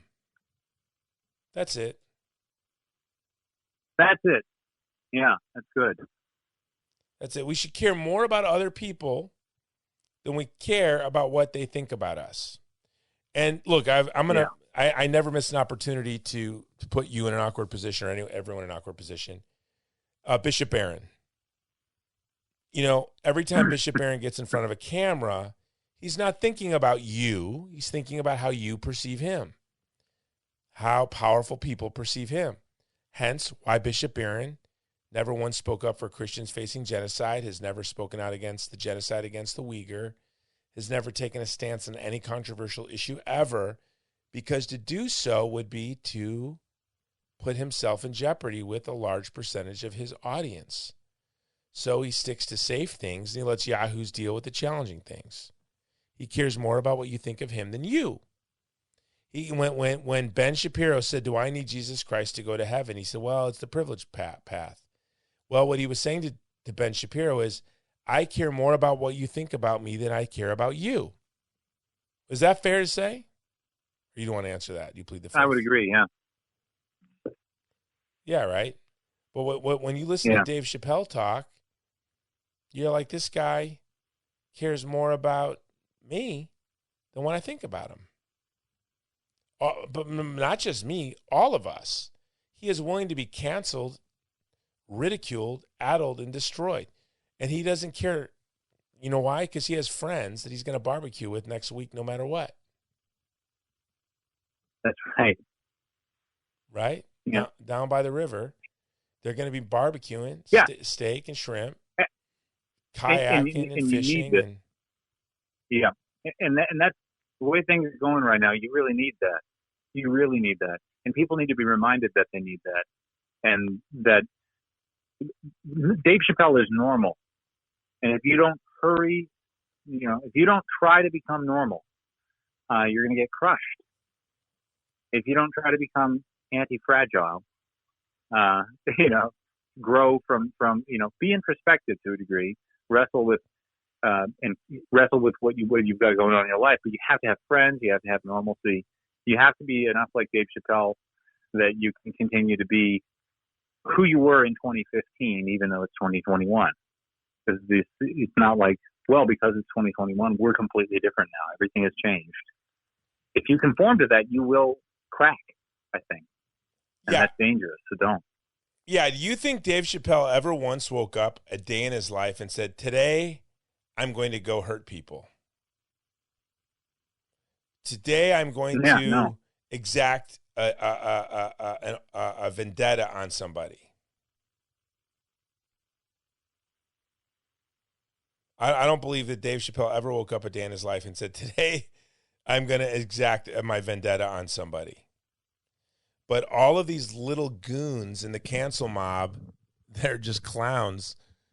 They really are trying to cancel Dave Chappelle and Joe Rogan. And it's ridiculous because they're never going to. It's fun to watch. Yeah. All right, Mr. Stephen Herreid, what you want to end it on that, and then I can sell some pillows. This has been 3 hours. So 80% of our audience listens to the entire show. That's our statistic. I don't think 80%. Do you think 80% of the audience made it to 3 hours and 2 minutes? I think all of them will, because every split second of it was just riveting. So I don't think that they could really. You think 100%? You think 100% of the people that started with us 3 hours ago are still here? Yeah. You think they just they were driving home from work and they just parked in the front of the house and they're just like listening, and their wife's like, "Hey, dinner's ready. Hey, time to pray. Hey, the kids are in bed. Hey." They're just listening there in the driveway. Is that what you think's happening? No. People have missed their own weddings in the last 3 hours. That's how serious this is. Patrick Novikowski, the former editor of Legatus magazine, and now he's running a pregnancy center in Virginia. Big fan of this show. He listens to the show while he runs. He messaged me this week. He said, Jason Jones, I'm your biggest fan. I'm Patrick Novikowski, your biggest fan. And I listen to your show as I when I go running, and you haven't done shows in a couple of weeks. I really miss them, and I have a marathon coming up. You need to do a new show. Patrick Novikowski is probably the one guy listening right now. Yeah. And only because he's old. If he were younger, he'd probably run like a 3 hour marathon, but he's probably running like a 4.5 hour marathon. So he's still got an hour left. But he's listening. I think that's it. So, but have we missed anything, Stephen Herreid? Have we missed anything on this great show?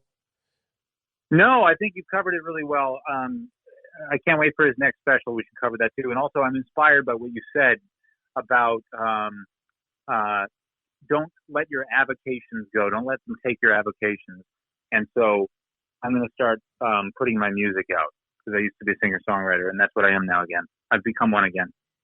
Well, you and I have talked a lot about this, right? Like my avocation is punching people. Yeah. Yours is music, but I like to box, do Muay Thai kickboxing, and I do it every day. Did it today. I do it every day I can. Try 5 days a week. And I think it's just very important. I call it recess. And I think it is very important that we don't let them rob us of our avocations. You go in your garden. You spend a couple hours a day writing or reading. You do, you know, this is civilization. Leisure, properly understood, is civilization, and we cannot have them rob us of our leisure. And so I'm really, Amen. I'm really hopeful that you start producing music, and maybe you'll get that podcast going again. You keep keep saying you're going to resurrect it. Was it just too much? Too much? Well, it wasn't too much when my employer was paying for it. But then I think I told you I canceled. Right. It was taking me 70 hours a week to do it. So unless I can pitch it again to my bosses, we had a quarterly meeting and they said, "How's the show going?" I said, "It's going great for me. I don't really see how it benefits you though." And I said, "That's a good point. Let's cancel it." So it was my doing, but I think it was the right call. Yeah. Next time you're leveraging an organization for your own personal benefit, don't tell them. Don't tell. Yeah. You know what I mean? Great. It's going amazing, but yeah, but for me, not for you. But I think it was good for your organization, to be honest. I think that they should have seen that. You were being humble. But but maybe they're not in the business of content creation. They have another goal, right? They have another purpose. And what you were doing, I think, was very important and very unique, and there was nothing like it. Like, that's my whole thing. Like, why do something someone else is doing? And your show is very unique, and no one else was doing it. Like, for example, my show. There's no other podcast in the world where some guy comes on and rambles for 3 hours and 6 minutes. There's just none.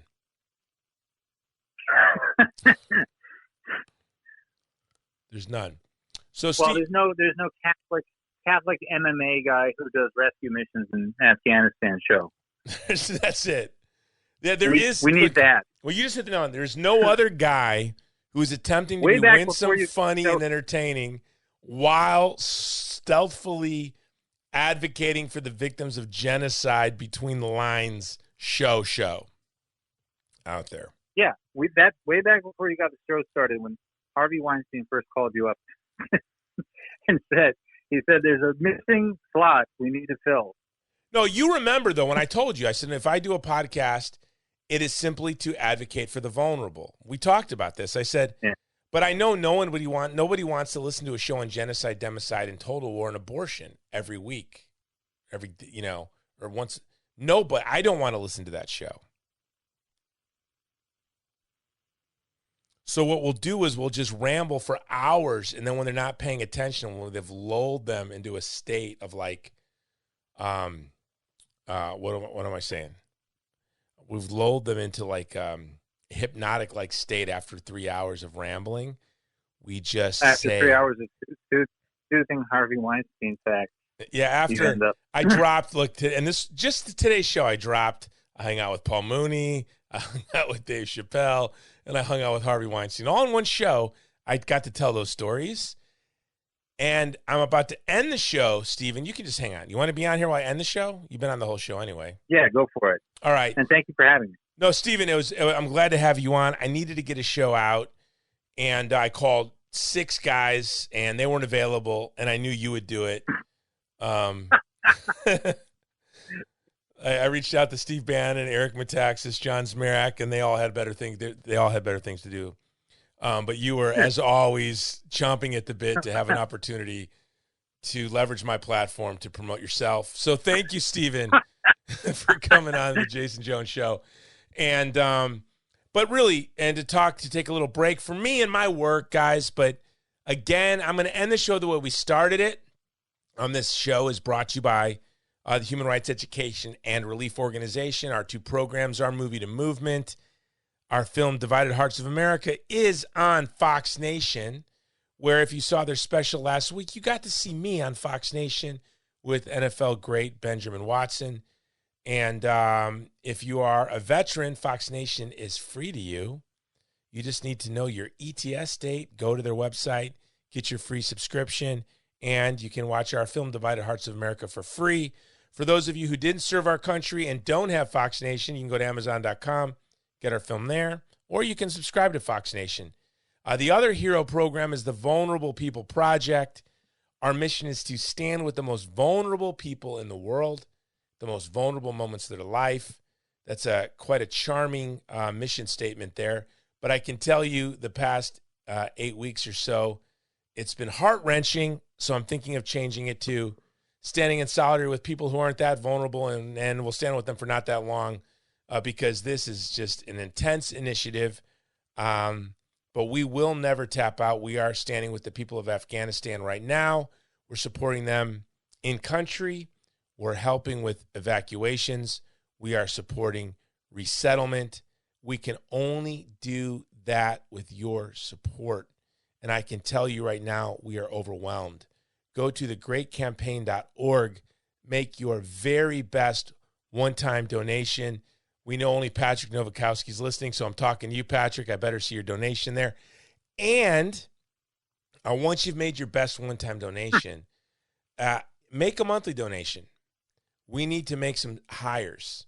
We're looking to hire a diplomat, someone who has worked with international and transnational organizations, because as we're shifting gears, as we're going into winter on our Afghanistan project, we're going to be focused on food security and famine relief, but also we're going to be engaging in Lebanon, and we're moving into production on our next movie, which I can't wait to tell you about. We'll be shooting in Spain in the next couple of months. But if you go to thegreatcampaign.org, you can become a monthly donor there, and you can give your best one-time gift.